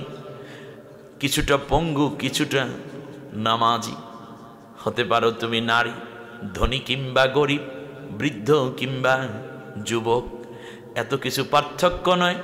যদি তুমি আল্লাহরে বিশ্বাস করো, আমাকে রসুল বলে স্বীকার করো, যদি তুমি সাথে ওই দুই কাজের সাথে আর একটা কাজ যোগ করতে পারো, তাহলে আমি নবী নিজ হাতে তোমাকে কাউসার দান করে ধন্য করে দেব। কয় কাজ? 3 কাজ। কয় কাজ লাগবে? হাউজে কাউসার পাইতে কাজ লাগবে কয়টা? সবাই বলেন আরো জোরে, কয় কাজ হাউজে কাউসার পেতে? 3 কাজ। এটা কততম মাহফিল? তৃতীয়তম মাহফিল। তৃতীয়তম মাহফিলে 3টা কাজ বিনিময়ে হাউজে কাউসার মান থাকবে। আবার যদি আগামী বছর দাওয়াত দেন তাই 4 কাজ নিয়ে আসবো ইনশাল্লাহ, অসুবিধা নেই ইনশাআল্লাহ, সমস্যা নেই, কারণ কোরআন বিশাল, একটু খুঁজে বের করলেই হয়ে যাবে ইনশাআল্লাহ। এই 3 কাজ করতে সবাই রাজি আছেন? 3 কাজের 1 কাজ আগে বলে নেই। বিশ্বনবী সাল্লাল্লাহু আলাইহি ওয়াসাল্লাম মেরাজে গেলেন, জান্নাতের মধ্যে আল্লাহর নবী ঘুরতেছেন, কত সুন্দর নাজ নেয়ামত দেখে দেখে নবী হাউমাউ করে কান্দে। জিবরিল কয় নবী এত আনন্দ দেখে কান্দেন কেন? কয় জিবরাইল রে, এই কান্না কোনো কষ্টের নয়, এই কান্না বড় আনন্দের। তার কারণ আমার উম্মতেরা এত এত নেয়ামত পাবে, এত এত আল্লাহ তাআলার খাবার পাবে, এত সুখ পাবে, শান্তি পাবে। আমার এমনও কোনো উম্মত আছে রোজানে রোজ খায়, আমার এমন কোন উম্মত আছে শীতের দিনে গরম একটা কাপড় গায়ে দিতে পারে না। আমার এমনও উম্মত আছে যারা মোটা একটা কম্বল গায়ে দিয়ে শীত নিবারণ করতে পারেন। আমার এমনও উম্মত আছে যারা অন্যের ঘরে সকালবেলা থেকে সন্ধ্যা পর্যন্ত কাজ করে কিছু উপার্জন করে, কিন্তু কাজের ফাঁকে ফাঁকে আমি নবীর দুরূদ পড়ে 5 ওয়াক্ত নামাজ পড়ে। এমন উম্মত আছে জীবনায় যারা জীবনের শান্তি বলতে কি, সুখ বলতে কি তা এত উপভোগ করতে পারবে না, কিন্তু এত আনন্দ পাবে আমার উম্মত, এত শান্তি পাবে। আজকে আমি আনন্দে কান্দি, তার কারণ আমার উম্মত কিয়ামতের দিনে জান্নাতে এসে এই সুখগুলো পাবে। এটা আমার বড় তৃপ্তি প্রাপ্তি।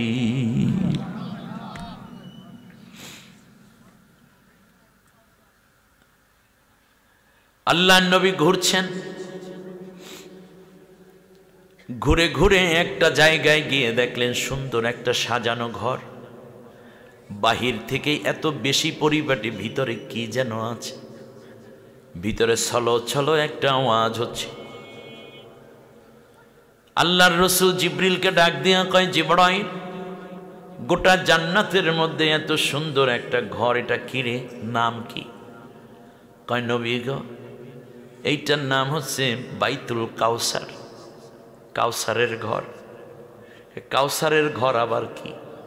জিবরিল কয় নবী গো, কিয়ামতের ময়দানে সূর্যের তাপে যখন মানুষ নফসি নফসি বলে চিৎকার করবে, ওই মহা মুসিবতের সময় আল্লাহ যাকে দয়া করবেন তাকে যখন পানি পান করানোর সুযোগ দিবেন, তার আর কোনো ক্ষুধা থাকবে না, পিপাসা লাগবে না, তার কলিজার ছাতি ফাটবে না, মাথার ঘিলু টকবক করবে না, হুশ হারাইবে না, সে পুরো শান্ত হয়ে আল্লাহর আরশের নিচে জায়গা পেয়ে যাবে। এই জন্য এইটার নাম হলো হাউজে কাউসার, এইটার মধ্যে পানি আছে। জিবরাইল আমি কি একটু দেখতে পারি? কয় নবী দেখানোর জন্যই তো আল্লাহ আসছেন, লিনুরিয়াহু মিন আয়াতিনা, আমার নাজ নেয়ামত আয়াত সমূহ দেখাইতে আমার নবীকে মেরাজ করাইছি, আপনি দেখবেন। দরজার কাছে নবী দাঁড়ালেন, দেখে বড় একটা তালা লাগানো। জিবরিলকে ডাক দিয়া নবী কয়, জিবরাইল চাবিটা কোথায়? কয় নবী এই চাবি তো আল্লাহ তাআলা আপনার জিহ্বার মধ্যে দিয়ে রাখছেন, একটু খুলে নেন। আল্লাহর নবী জিহ্বা নাড়ায়, সরল মনে নবী জিহ্বার মধ্যে আঙ্গুলও দেয়। কয় কই রে চাবি কোথায়? কয় না গো নবী, আপনি একবার পড়েন বিসমিল্লাহির রহমানির রহিম, আর এই তালার মধ্যে হাত দেন, দেখবেন তালা অটো খুলে গেছে। এই তালার চাবির নাম বিসমিল্লাহির রহমানির রহিম। সুবহানাল্লাহ। এই তালার চাবির নাম কি? হাউজে কাউসারের তালার চাবির নাম কি? প্রত্যেক নেক কাজে বিসমিল্লাহ। নবীজি তালায় হাত দিলেন, বিসমিল্লাহ বলার সাথে সাথে তালা খুলে গেল। নবীজি ভেতরে ঢুকলেন, দেখতেছি একদিক থেকে বেহেশতের মধু নহর আসতেছে, মধুর নহর, আর একদিক থেকে জান্নাতের দুধের নহর, আর একদিক থেকে মেশকম্বরের সুগন্ধি, আর একদিক থেকে জাফরানি রং। এই চারটা উপাদান এসে একটা মোহনায় ব্লিন্ডারিং হচ্ছে, একটা জায়গায় মিলিত হচ্ছে, এবং একটা বড় রকমের মিশ্রণ শরবত তৈরি হচ্ছে। বিশ্বনবী বললেন, জিবরাইল এক গ্লাস কি খাওয়া যায়? কয় নবী খেতে পারেন, কোনো অসুবিধা নাই, জান্নাতের গ্লাস থরে থরে সাজানো। জিবরিল এক গ্লাস পানি উঠাইয়া নবীকে দিলেন। বিশ্বনবী বিসমিল্লাহির রহমানির রহিম বলে পানি পান করলেন। নবীজি এজন্য বলেছেন প্রত্যেক নেক কাজের প্রথমে বিসমিল্লাহ বলবা, তার কারণ একবার যেই ব্যক্তি বিসমিল্লাহ বলবে সাথে সাথে তার আমল নামায় 190টা নেকি আল্লাহ তাআলা দান করে দিবেন। কারণ বিসমিল্লাহ লিখতে অক্ষর লাগে 19টা, 10 নেকি করে প্রত্যেক অক্ষরে। 10কে 19 দিয়ে গুণ করলে কত হয়? 190 নেকি। আল্লাহ রাব্বুল আলামিন বানু আলাইহা 19 জাহান্নামে আছে 19 জন ফেরেশতা পাহারাদার। কতজন? নবীজি বলেন প্রত্যেক ফরজ নামাজের পরে, কি নামাজ? প্রত্যেক ফরজ নামাজের পরে নারী হও কিংবা পুরুষ হও আমার উম্মত, আল্লাহর বান্দা বান্দি, প্রত্যেক ফরজ নামাজটা আগে আদায় করবা। সালাম ফিরানোর পরে 19 বার পড়বা বিসমিল্লাহির রহমানির রহিম, বিসমিল্লাহির রহমানির রহিম, বিসমিল্লাহির রহমানির রহিম। কতবার? 19 বার। বিসমিল্লাহ বিসমিল্লাহ নাকি বিসমিল্লাহির? যদি বেশি ব্যস্ত থাকেন রাস্তায় হাঁটবেন আর পড়বেন, মোটরসাইকেল চালাইবেন আর হাঁটবেন, দোকান খুলবেন আর দোয়া পড়বেন, চুলায় জাল জ্বালাবেন, রান্না করবেন আর পড়বেন। অর্থাৎ এক ওয়াক্ত নামাজ থেকে সালাম ফেরানোর পরে এই দোয়াটা পড়বেন। যদি মনে না থাকে কিছুক্ষণ পর যখন মনে হবে তখনই পইরা ফেলাইবেন। ওই কৃষি কাজ করেন তখন পড়বেন, জাল ফেলবেন আর পড়বেন। 19 বার যেন না হয় ভুল। মনে রাখবেন আল্লাহর নবী বলেন তাহলে 19 জন ফেরেশতার একজনারও সাধ্য নাই এই বিসমিল্লাহ বলা বান্দা বান্দিকে গ্রেপ্তার করে জাহান্নামে নিয়ে যায়। 19 বার। আমলটা কি অনেক কঠিন? অনেক কঠিন না। আল্লাহর নবী বলেন বিসমিল্লাহ যখন তুমি বলবে ওই কাজের জামিনদার হয়ে যান আল্লাহ তাআলা। পুরো কাজ শেষ না হওয়া পর্যন্ত জিকির তাসবিহ তাহলিল তেলাওয়াতের সওয়াব আল্লাহ দান করে দেন। রান্না করো বিসমিল্লাহ, লাকড়িতে আগুন জ্বালাও বিসমিল্লাহ, গ্যাসটা জ্বালাও বিসমিল্লাহ, বন্ধ করো বিসমিল্লাহ, চাউল ধুইতেছো বিসমিল্লাহ, মাছ কাটো বিসমিল্লাহ, তরকারি কাটো বিসমিল্লাহ, বাচ্চাকে দুধ খাওয়াও বিসমিল্লাহ, বিছানা বিছাও বিসমিল্লাহ, মশারি টানাও বিসমিল্লাহ, ঝাড়ু শুরু বিসমিল্লাহ, ভাত খাওয়া বিসমিল্লাহ, পানি খাও বিসমিল্লাহ, ফ্রুটস খাও বিসমিল্লাহ, জামা গায়ে দাও বিসমিল্লাহ, গেঞ্জি পরো বিসমিল্লাহ, টুপি পরো বিসমিল্লাহ, মেসাওয়াক করো বিসমিল্লাহ, জুতা পরো বিসমিল্লাহ, কবরে রাখো বিসমিল্লাহ, জানাজায় শুরুতে দাঁড়াও বিসমিল্লাহ, যায় নামাজে দাঁড়াও বিসমিল্লাহ, এমনি করে করে শুইতে যাও বিসমিল্লাহ, প্রত্যেকটা জায়গায় বিসমিল্লাহ বলো। শিকারের ধরার সময় কি কইবে, আবার অপরের আইল কাটার সময় কি কইবে, ঘুষ খাওয়ার সময় কি কইবে। হুজুরে কইছে বিসমিল্লাহর ফজিলত, মদ খাওয়ার সময়ও কি বিসমিল্লাহ, এটা হালাল না হারাম? হারাম কাজ মুসলমান করেই না, ঠিক না বলেন? অতএব প্রত্যেক নেক কাজে কি বলবো? বিসমিল্লাহ বলো, বিসমিল্লাহ, তব নামে কাজ শুরু করি আল্লাহ। বলেন বিসমিল্লাহ বলো, বিসমিল্লাহ, তব নামে কাজ শুরু করি আল্লাহ। হোক না সে কাজ যত ছোট আর বড়, আল্লাহর নাম নিয়ে কাজ শুরু করো। ঠিক আছে কিনা? তো বড় কাজ হোক ছোট কাজ হোক, নখ কাটেন বিসমিল্লাহ, কাজে কামে বরকত দিবেন আল্লাহ। বিসমিল্লাহ বলো, বিসমিল্লাহ, কাজ শুরুতে বড় বিসমিল্লাহ। মনে থাকবে? আর দুইটা কাজ কি? এবার চলে যাই আর দুই কাজ আনতে, কোরআনের সবচেয়ে ছোট্ট সূরার মধ্যে আসেন। আল্লাহর নবী মেরাজ থেকে আসলেন, আল্লাহর কাছে বারবার দোয়া করে, আল্লাহ ও আমার মালিক, কাউসার থেকে আমারে মাহরুম কইরো না। সুবহানাল্লাহ। কত নেয়ামত, কত যে কিছু দিয়ে সাজানো জান্নাত। নবী অনেক কিছুই মনে রেখেছেন, আল্লাহর কাছে চাইতে আছেন শুধু কাউসারটা। বন্ধু গেছে বন্ধুর বাড়ি, একটা জিনিস না হয় ভালো দেখেছে, বারবার ওই জিনিসটা ভিক্ষা চাইতেছে বন্ধু। যেই বন্ধুর বাড়িতে গেছে সেই বন্ধু যদি একটু কার্টিসিওয়ালা হয়, একটু ভদ্র হয়, তাহলে ওই জিনিসটা দিয়ে দেয়, এটাই স্বাভাবিক। কথা বোঝেন নাই? পুত্রা থাকে কাতার, এই বাড়িতেই মাইয়া বিয়ে দিছে, 5টা কম্বল পাঠাইছে কাতার থেকে ছেলে। জামাইটা গেছে 2-3 মাস আগে মাত্র। এই শীতের দিনে বেআইন বেড়াইতে গেছে, মেয়ের বাবা গেছে ছেলের বাড়িতে, তো ছেলের বাবা গেছে মেয়ের বাড়িতে, পুত্রবধূর বাপের বাড়িতে বেড়াতে। রাত্রে কম্বল গায়ে দিয়ে ঘুমাইয়া সকালবেলা উঠে বিয়ে হিসাব বলতেছে, বিয়াই এত সুন্দর কম্বল গায়ের সাথে লাগিয়ে থাকে, কি যে গরম, কি সফট, কি সুন্দর ফ্লেভার। গায়ে যে কম্বল দিছে বোঝা যায় না, কিন্তু গরম হয়ে গেছে। এই কম্বল জীবনে আমি গায়েও দিই নেই, কোনোদিন ধরিও নেই। সকালবেলা বিয়ের নাস্তা দিয়েছে, কম্বলের মধ্যে থেকে বাইরে দিতাম না, কম্বল মায়া হয়ে গেছে।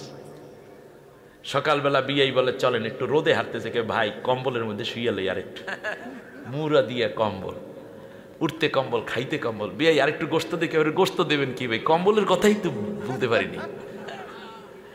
আস্তে করে বিয়াই যদি ভদ্র হয়, বিয়ানকে বলে, কম্বলের ইডা কই, ব্যাগটা কই, জি তাড়াতাড়ি করে প্যাকেট করো, এই কম্বল বিয়াইকে দিয়ে দিতে হইবে। কথার কথা বুঝতেছেন আপনারা? বন্ধু থাকে সিঙ্গাপুর, মোবাইল আর ঘড়ি হাতে দিয়ে মোবাইল একখান নিয়ে আসছে এই কুতুব দিয়ে, ছোট্টবেলার বন্ধু, ক্লাসমেট। মোবাইলে যখন বলল, দোস্ত আয় তোর সাথে একটা সেলফি উঠাই,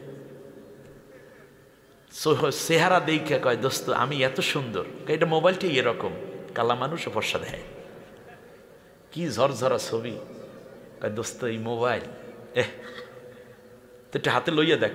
না ভাই গরিব মানুষ, দামি মোবাইল হাতে নিয়ে লাভ আছে? আরে লোয়া পাগলা, ছোট্টবেলার ন্যাংটাকালের বন্ধু, একসাথে কত খেলাধুলার স্মৃতি। কয় দোস্ত তোর ঘড়িটাও ফাটাফাটি, একটু হাতে দে। না ভাই 1 ঘন্টার জন্য হাতে দিয়ে লাভ আছে? দে না দোস্ত, 1 ঘন্টা হইল তো দিলি, দাম কত দোস্ত? এইটার দাম 1,90,000 আর ঘড়ির দাম মাত্র 1,20,000। দোস্ত এই কথা কইস না, আমার সাইডাতে আমি লবণ চাষ করতে চাই। না দোস্ত চল। দোস্ত জানিস তুই তো এখন ধনী হয়ে গেছিস, মায়না তোর কথা মনে করি একটা হার্ট জবা দেশ, একটু রুটি ফিটা বানাইছে। ছাত্র জীবনে তুই জাতি তো, এই জন্য মায় কইছে শফিকের নিয়ে আইস। শফিক গেছে ফল ফ্রুট টুরুট নিয়ে বন্ধুর বাড়িতে, থাকছে খাইছে। ওই ছোট বন্ধুর আবার ছোট বোনের বোনাই বাড়িও বেড়াইতে গেছে, খাওয়া দাওয়া সব শেষ। বন্ধু যেদিন যায় কয় দোস্ত তোর মায়ায় পড়ে গেছে, চল আমি তোর একটু ঢাকা দিয়ে আসতে চাই।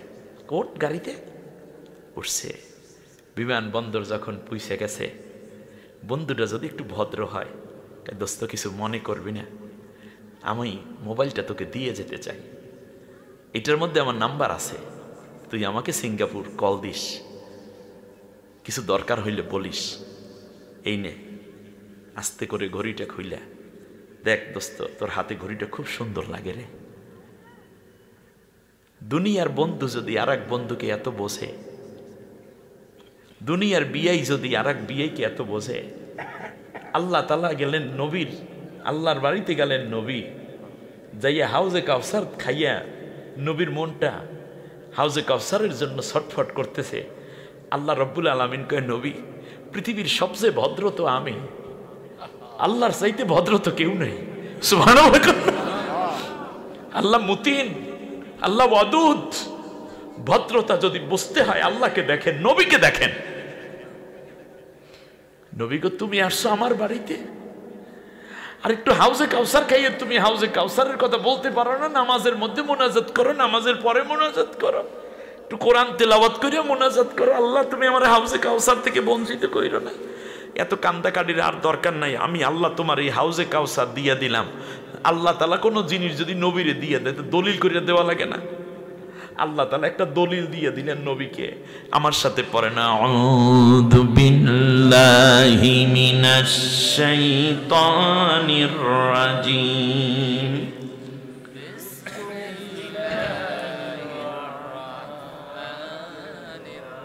এই তো অভিশপ্ত শয়তানের ওয়াসওয়াসা থেকে আল্লাহর আশ্রয় চাই। কার আশ্রয়?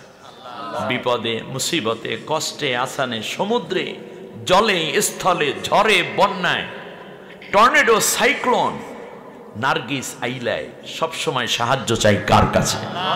আমাদের সাহায্যদাতা কে? আশ্রয়দাতা কে? মুক্তিদাতা কে? রক্ষাকারী কে? আল্লাহ। আল্লাহর কাছে চাইবেন। অনেক অসুবিধা, প্রথমে বলবেন কাকে? আল্লাহ তাআলা। ডাক্তারখানা যাওয়ার আগে 2 রাকাত নামাজ পড়ে যাইবেন, আল্লাহ তুমি দেখো, ডাক্তার তো ওসিলা, ডাক্তার আমাকে ভালো করতে পারবে না।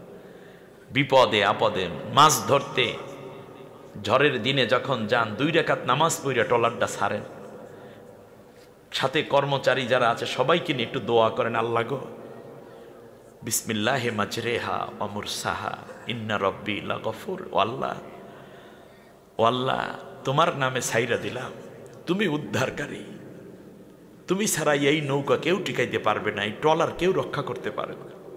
কিছু দান সাদাকা কইরা শুরু করবেন, দেখবেন আপনার নিরাপত্তা দিবেন কে? আল্লাহ।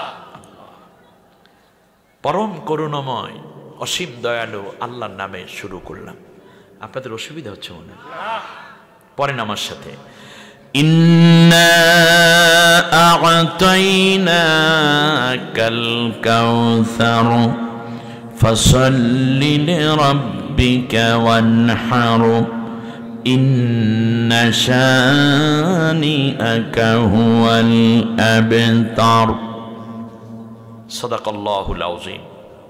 হে রাসূল, নিঃসন্দেহে আমি আল্লাহ এখন থেকেই কাউসারের মালিক আপনাকেই বানাইয়া দিলাম।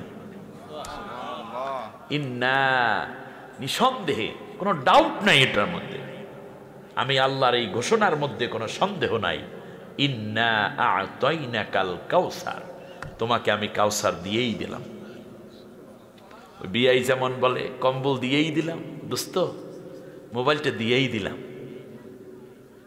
ঠিক তেমনি আল্লাহ বললেন এই কাউসারের অধিকার আমি আল্লাহ তাআলা আপনাকে দিয়ে বানাই দিলাম। ইন্না আ'তাইনাকা আল কাউসার, নবী তোমাকে আমি আজ থেকে কাউসারের মালিকানা হস্তান্তর করে দিলাম। সুবহানাল্লাহ বলেন। দুইটা কাজ করতে হবে, ফাসাল্লি লিরাব্বিক, রবের জন্য নামাজ পড়তে হবে। সুতরাং বেনমাজি কোনোদিন কাউসারের মালিক হতে পারবে না। ওয়ানহার, এবং কোরবানি করতে হবে। এর মানে হচ্ছে আল্লাহ রব্বুল আলামিনের কাউসারের নহর যদি পেতে হয়, তাহলে আল্লাহর দ্বীনের জন্য প্রয়োজনে নিজের গলা কাটা রক্তের নহর বহাইতে হইবে।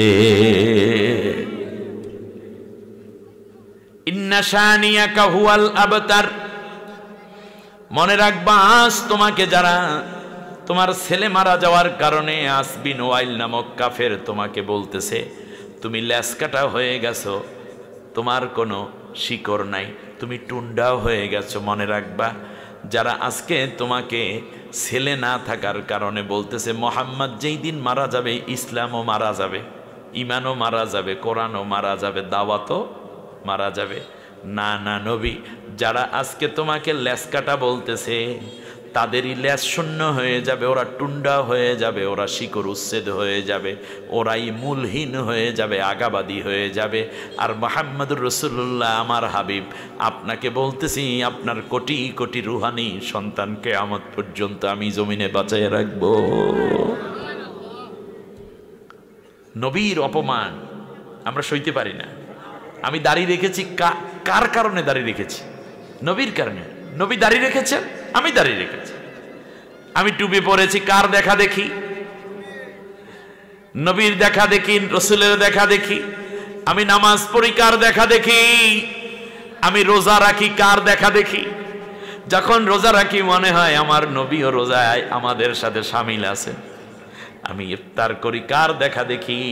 নবীর দেখা দেখি। তাহাজ্জুদ পড়ি, ঈদের নামাজ পড়ি কার দেখা দেখি? অতএব আমার জামা পরা নবীর দেখা দেখি, চলা বলা নবীর দেখা দেখি, ওঠা বসা লেনদেন নবীর দেখা দেখি। সুতরাং মনে রাখতে হবে আমরা নবীকে দেখে দেখি যেন আমল করে যাচ্ছি, ঠিক কিনা?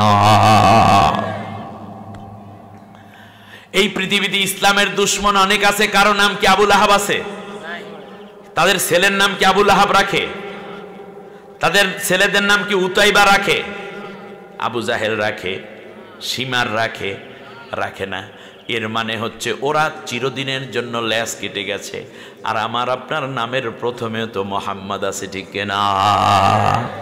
মেসাওয়াকটা করি, তাও নবী যেইভাবে মেসাওয়াক করেছেন সেইভাবে মেসাওয়াক করি। খুতবা দেই, নবী যেইভাবে খুতবা দিয়েছেন সেইভাবে।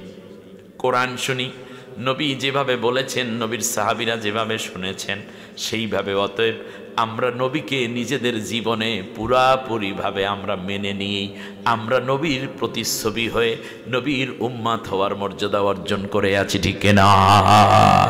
আমার বন্ধুগণ, আমি আর আলোচনা দীর্ঘ করব না বিধায় আপনাদেরকে নিয়ে দোয়ার দিকে আগাবো। তবে তিনটা কাজ যারা করবে তারা হাউজে কাউসার পেয়ে যাবে। এটাই হচ্ছে কোরআনের 4টা সূরা ছোট। একটা হলো আসর, আর একটা হলো নসর, আর একটা হলো কাউসার, আর একটা হলো ইখলাস। বলেন তো কয়টা সূরা ছোট? বলেন তো দেখি কি কি? আসর, ওয়াল আসর, এটা ছোট সূরা। আর একটা হলো নসর, ইযা জাআ নাসরুল্লাহ। তাহলে আসর আর নসর, কাউসার আর ইখলাস। এর মধ্যে একেবারে ছোট হয়েছে কাউসার, এর চেয়ে ছোট আর কোনো সূরা নেই। এটা ডিটেইল বলতে গেলে আগামী বছর যদি পারে আমার ভাইরা প্রয়োজনে 2 দিন ব্যাপী তাফসীর মাহফিল সাজান, একটু ধারাবাহিকভাবে কিছু কথা শোনেন। টাকা পয়সা সময় শক্তি একদিন থাকবে না, কিন্তু আল্লাহর কোরআন তো শোনা খুব জরুরি। অনেকগুলো কথা সূরা কাউসারকে কেন্দ্র করে, যেখান দিয়ে ইনশাল্লাহ বলা শুরু করব। একটা ধারাবাহিকতা থাকলে মন শুনে তৃপ্তি পায়, একদিন হায়াত ফুরিয়ে যাবে, কিন্তু কোরআন তো আর শোনা হইল না। তাহলে আপনারাও চিন্তা করতে পারেন যে ধারাবাহিকভাবে তাফসীর চলবে। আগামী বছর ধারাবাহিকভাবে শুরু হবে। প্রয়োজনে বক্তাকে বলে দিবেন এত আয়াত থেকে এত আয়াত পর্যন্ত তাফসীর আপনার, অমুক সূরার এত আয়াত থেকে এত, অমুক সূরার এত আয়াত থেকে এত। 2 দিন তাফসীর মাহফিল হলে এর চেয়ে বড় আয়োজন করলে টাকা দ্বিগুণ লাগবে। আপনারা কি দ্বিগুণ দান করতে রাজি আছেন? রাজি থাকবেন? এবছর যারা 1000 দিয়েছেন আগামী বছর 2000 ইনশাআল্লাহ পারা যাবে। আল্লাহর কোরআনের জন্য দিলে আপনাকে বাড়াই দিবেন কে? আল্লাহ তাআলা বিপদ মুক্ত করে দিবেন। আমরা আজকে 3টা কাজ নিয়ে বাড়িতে চলে যাই। মা বোনেরা ভালো করে শুনুন, ভাইয়েরা বন্ধুরা ভালো করে বুঝুন, মনে রাখুন। 1 নম্বর হচ্ছে ফাসাল্লি লিরাব্বিকা, আল্লাহর জন্য কি করতে হবে? নামাজ পড়তে হবে, ঠিক না? তাহলে বলুন তো দেখি, নামাজ যারা ত্যাগ করবে তারা হাউজে কাউসার? আপনারা কি হাউজে কাউসার চান না? তাহলে যারা নামাজ পড়ে না তারা হাউজে কাউসার পাবে না। আমরা কি আর নামাজ তরক করব? 1 ওয়াক্ত তরক করব না। এখন থেকে দৈনিক 5 ওয়াক্ত নামাজ, যত কষ্ট হোক, বন্ধু বান্ধব আত্মীয় স্বজন যাই হোক না কেন, সবাইকে নিয়ে নামাজে দাঁড়াবো। যে নামাজ পড়ে না তার সাথে বন্ধুত্ব আস্তে আস্তে বাদ দেন, ওরে দাওয়াত দেন, দাওয়াত না শুনলে বন্ধুত্ব বাদ দেন। দোয়া কালাম জানেন না, কোনো অসুবিধা নেই। আমার একটা কোর্স আছে লিড একাডেমিতে, 10 মিনিট স্কুলে, আপনি দেখবেন খুব চমৎকার নামাজ। একেবারে আমি নিজেই আর কি এই কোর্সটা করেছি কোরআন হাদিসের আলোকে।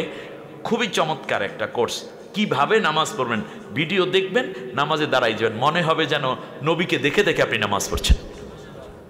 এত সুন্দর, এত হাদিস, এত রেফারেন্স দিয়ে দিয়ে দেখেছি। আপনাদের বাচ্চাদের অনেক আছে যারা নামাজ শুরু করবে কেমনে জানে না, কোর্সটা দিয়ে দেন। মাত্র 600 টাকা করেছে ওরা কোর্সটা, 600 টাকা। দেখবেন আলহামদুলিল্লাহ সুন্দর নামাজ। আপনি নামাজ পড়েন কিন্তু ভুল হয়, আপনি বুঝবেন কেমনে? ওই কোর্সটা দেখলে আপনার ভুলগুলো ঠিক হবে। মা বোনদের নামাজ এবং পুরুষের নামাজের মধ্যে পার্থক্য কি, মিল কি, ওই জায়গাগুলো ভালোভাবে হাদিস দিয়ে আইডেন্টিফাই করা হয়েছে, দেখানো হয়েছে। সলাতুল কুসুফ কখন পড়ে, সলাতুল খুসুফ কখন পড়ে, কিভাবে পড়ে, সলাতুল খাউফ কিভাবে পড়ে, মুসাফিরের নামাজ কি, জমা বাইনা সলাতাইন কিভাবে পড়তে হয়, জানাজার নামাজে কিভাবে কখন কি দোয়া পড়তে হয়, এরপরে ঈদের নামাজ কত তাকবীর কিভাবে পড়তে হয়, এই ডিটেইল আপনি চিন্তাও করতে। সলাতুল ইস্তিসকা কিভাবে পড়তে হয়, এই রকম আপনি কাজা নামাজ কিভাবে আদায় করবেন, কসর নামাজ কিভাবে পড়বেন, এরকম অনেকগুলো বিষয় যা আমরা জানিই না, অথচ নবী আমলগুলো করেছেন। সুবহানাল্লাহ পড়েন। সলাতুত তাওবা কিভাবে আপনি পড়বেন, যে নামাজ পড়লে সলাতুত তাসবিহ কিভাবে পড়বেন, নবীজি বলেছেন জীবনে একবার হলেও এই নামাজটা তুমি পড়বা। বৃষ্টির নামাজ কিভাবে পড়বেন, এই জিনিসগুলো ওখানে দেখানো আছে। আসুন না, বিতের নামাজ কত রাকাত কিভাবে পড়বেন, কখন দোয়া কোন নামাজে ভুল হলে কি করতে হয় ইত্যাদি সব মিলে একটা পূর্ণাঙ্গ নামাজ শিক্ষা করছে আমার বন্ধুগণ। তাহলে এখন থেকে নামাজটা আমরা আর কাজা করব না, আল্লাহর কাছে এই ওয়াদাটা করতে পারি? কথা বলেন। এর আগে অনেক নামাজ কাজা হয়েছে, কিন্তু আজকে তওবা করেন, আর কোনোদিন 1 ওয়াক্ত নামাজও তওবা মানে কাজা করব না। তাহলে আগের যেই নামাজ জনিত গুনাহ, আমি আজকে আপনাদেরকে আশ্বস্ত করছি আগের গুনাহগুলো আল্লাহ মাফ করে দিবেন। ওয়ায়ুবাদদিলুল্লাহু সাইয়্যাতিহিম হাসানাত, আল্লাহর ওয়াদা হচ্ছে শুধুমাত্র যদি তুমি তওবা করে খাঁটি অন্তরে যদি ওয়াদা করতে পারো, তাহলে আগের নামাজ তরকের কারণে যে গুনাহ হয়েছে, গুনার জায়গাগুলো নামাজ পড়লে যে সওয়াব হতো, সেই সওয়াব দিয়ে আমি আল্লাহ ভরপুর করে তোরে জান্নাতি মানুষ হিসেবে কবুল করে নেব। তাহলে আমরা আজকে কি তওবা করতে রাজি আছি? 2টা হাত উঁচু করে সবাই আওয়াজ দিয়ে বলেন আল্লাহ। মা বোনেরাও আজকে এই দোয়ায় শামিল হন, বলেন আল্লাহ তোমার নামে ওয়াদা করছি, কসম করছি, শপথ করছি, যতদিন পর্যন্ত মালাকুল মাউত আমার শিয়রের পাশে না আসে ততদিন ফরজ নামাজ, ফরজ রোজা আর ছেড়ে দেব না, আর ছেড়ে দেব না। এবার আওয়াজ দিয়ে মোমেনের মতো করে ডাক দিয়ে আল্লাহর আরশ পর্যন্ত যেন আওয়াজটা যায়, কণ্ঠ ছেড়ে দিয়ে বলেন আল্লাহ, আরো জোরে বলেন আল্লাহ। এই ওয়াদার উপর কারণে তুমি ইয়াং মানুষ, তোমারও যাওয়া দরকার, কিন্তু যদি সম্ভব হয় একটাই বাথরুম 3 জন মানুষ কি করবা? উনি অপেক্ষা, উনি বের হওয়ার আগে সম্ভব হলে মুরব্বীকে আগে দিয়ে দাও। পানি কই, পানি কই, মুরব্বী পানি খুঁজে পায় না, বদনাটা হাতে নিয়ে পানিটা এনে একটু এগিয়ে দাও। তুমি জমিদারের সন্তান হও, কিন্তু তুমি আল্লাহর কাছে প্রিয় হয়ে গেছো। জমিন তো আল্লাহর দরকার নেই, সম্পদ তো আর আল্লাহর দরকার নেই, আল্লাহর দরকার মানবের সেবা। খয়রুন নাস মাইয়ানফাউন নাস, পৃথিবীতে ওই মানুষটি শ্রেষ্ঠ যে অন্যের কল্যাণ করে, অন্যের উপকার করে। এই যে আমরা মগনামা ঘাট থেকে আসলাম, কত মানুষ, নারী পুরুষ, কোলের মধ্যে একটা বাচ্চা, হাতের মধ্যে ব্যাগ, ওই হাতে আবার আরেকটা লাঠি, এই যে পারাপার হয়, এরকম অবস্থা দেখা যায় না আমাদের মহিলাদের, বোরখা পরা মহিলা। আপনি ইয়াং ছেলে, 2-3 বন্ধু, দোস্ত তুই কাজ কর, তুই এই মহিলার ব্যাগটা ল, খালাম্মা বাচ্চাটা প্রয়োজনে আমাকে দেন, কারণ নৌকায় উঠতে কষ্ট হয়, ঠিক না? যে ঠিক আছে আমি একটু রশিটা টেনে ধরি, আপনি উঠুন মা, বাচ্চাটা তারপর তুমি দাও, তারপর তুমি একটু উপকার করো, তুমি দেখবে তোমাদের দিকে তাকাইয়া এই মহিলার চোখের পানি, বোরকার নেকাপের ভাগ্য আমার, আমি আল্লাহর কোনো অভিযোগ নেই। যা, এটাই তো ইসলাম। পুত্রবধূর অভিযোগের শেষ আছে শাশুড়ির বিরুদ্ধে, কোন দিন শাশুড়ির অভিযোগের অভাব আছে পুত্রবধূর বিরুদ্ধে? কোনো অভাব নাই। কিন্তু আজকে বলেন শাশুড়ি মা যারা আছেন, প্লিজ, আপনারা হয়তো আমাকে দেখতে পাচ্ছেন, প্লিজ আপনি পুত্রবধূর মাথায় হাত দিয়ে বলেন, মাগো তোমার উপরে আমার কোনো অভিযোগ নেই, কোনো অভিযোগ নেই। আপনি আপনার শাশুড়ির পায়ে হাত দিয়ে বলেন, মা আপনার উপরে আমার কোনো দাবি নেই, আমার কোনো অভিযোগ নাই। আজকের প্যান্ডেল থেকে আপনারা 2 জন পুত্রবধূ এবং শাশুড়ি 2 জন নিষ্পাপ হয়ে জান্নাতের ঘরের অধিবাসী হয়ে আপনার বাড়িতে ফিরতেছেন। এর চেয়ে বড় ন্যাক আর কি হতে পারে? কর্মচারীর বিরুদ্ধে যদি অভিযোগ করে তাহলে মালিকের অভিযোগের অভাব আছে? কোন ড্রাইভার যদি মালিকের বিরুদ্ধে অভিযোগ শুরু করে, ওই অভিযোগের অভাব আছে? না। কিন্তু ইমানদার হিসাবে মাফ করে দিলাম। কি হিসাবে বলেন? কারণ তুমি আমার ভাই, তোমার বিরুদ্ধে আমার কোনো অভিযোগ নেই, যাও। আমাকে দিবেন কে? এই ন্যায্যটা জানার পরেও, অন্যায্য হলে তো আলাদা কথা, অন্যায্যই শুধু নেই, ন্যায্য এর পরেও যদি দেখে যে তর্ক করলে তর্ক বাড়তেই থাকবে, বোঝার পরেও যদি সে তাকে ক্ষমা করে দেয়, আল্লাহ নবী বলেন তার জন্য আল্লাহ জান্নাতে একটা ঘর বানায়। আরেকটা অভিযোগ যদি না করে তাহলে আরেকটা বানায়। 100টা অভিযোগ আছে, 100টাই বাদ দিয়ে দিলে আল্লাহ 100টা ঘর বানায়। সুবহানাল্লাহ বলবেন না? স্ত্রীর বিরুদ্ধে স্বামী যদি কমপ্লেন শুরু করে, কোনো বেডি ঘর করতে পারে? স্বামীর বিরুদ্ধে স্ত্রী অভিযোগ করলে একদিনও রান্না করার কথা, কিন্তু না। আজকে স্ত্রী যাদের এসেছে, যাওয়ার সময় তো প্যান্ডেলের সামনে দাঁড়াবেন, স্ত্রীর হাত ধরে একত্রে যাবেন আর বলবেন, তোমার উপরে আমার কোনো অভিযোগ নেই, তুমি অনেক ভালো, তোমাকে পেয়ে আমার জীবন ধন্য। স্ত্রী আপনিও স্বামীকে বলুন, সত্যি আপনার উপরে আমার কোনো অভিযোগ নেই। অমুকের বাড়ি স্বামী কি করে, আমার বোনের স্বামী কত কিছু দেয় তার বউরে, আমার বইনের তুমি কিছু দেও না, এইরকম কোনো অভিযোগ নেই। বলেন যে আপনার উপরে আমার কোনো অভিযোগ নাই। আল্লাহ কয়, তো 2 জনের জন্য আমি জান্নাতে ঘর বানাই রাখছি। সুবহানাল্লাহ বলবেন না? আল্লাহ সুবহানাহু ওয়া তাআলা আমাদেরকে অভিযোগ মুক্ত হওয়ার, উদার দিল, বড় দিলওয়ালা মোমেন হওয়ার তৌফিক দান করুন। ফাসাল্লি লিরাব্বিকা ওয়ানহার। তাহলে আমরা স্যাক্রিফাইস করব, কোরবানি করব, আমরা আল্লাহর পথে প্রয়োজনে জীবন দেব, রক্ত দেব।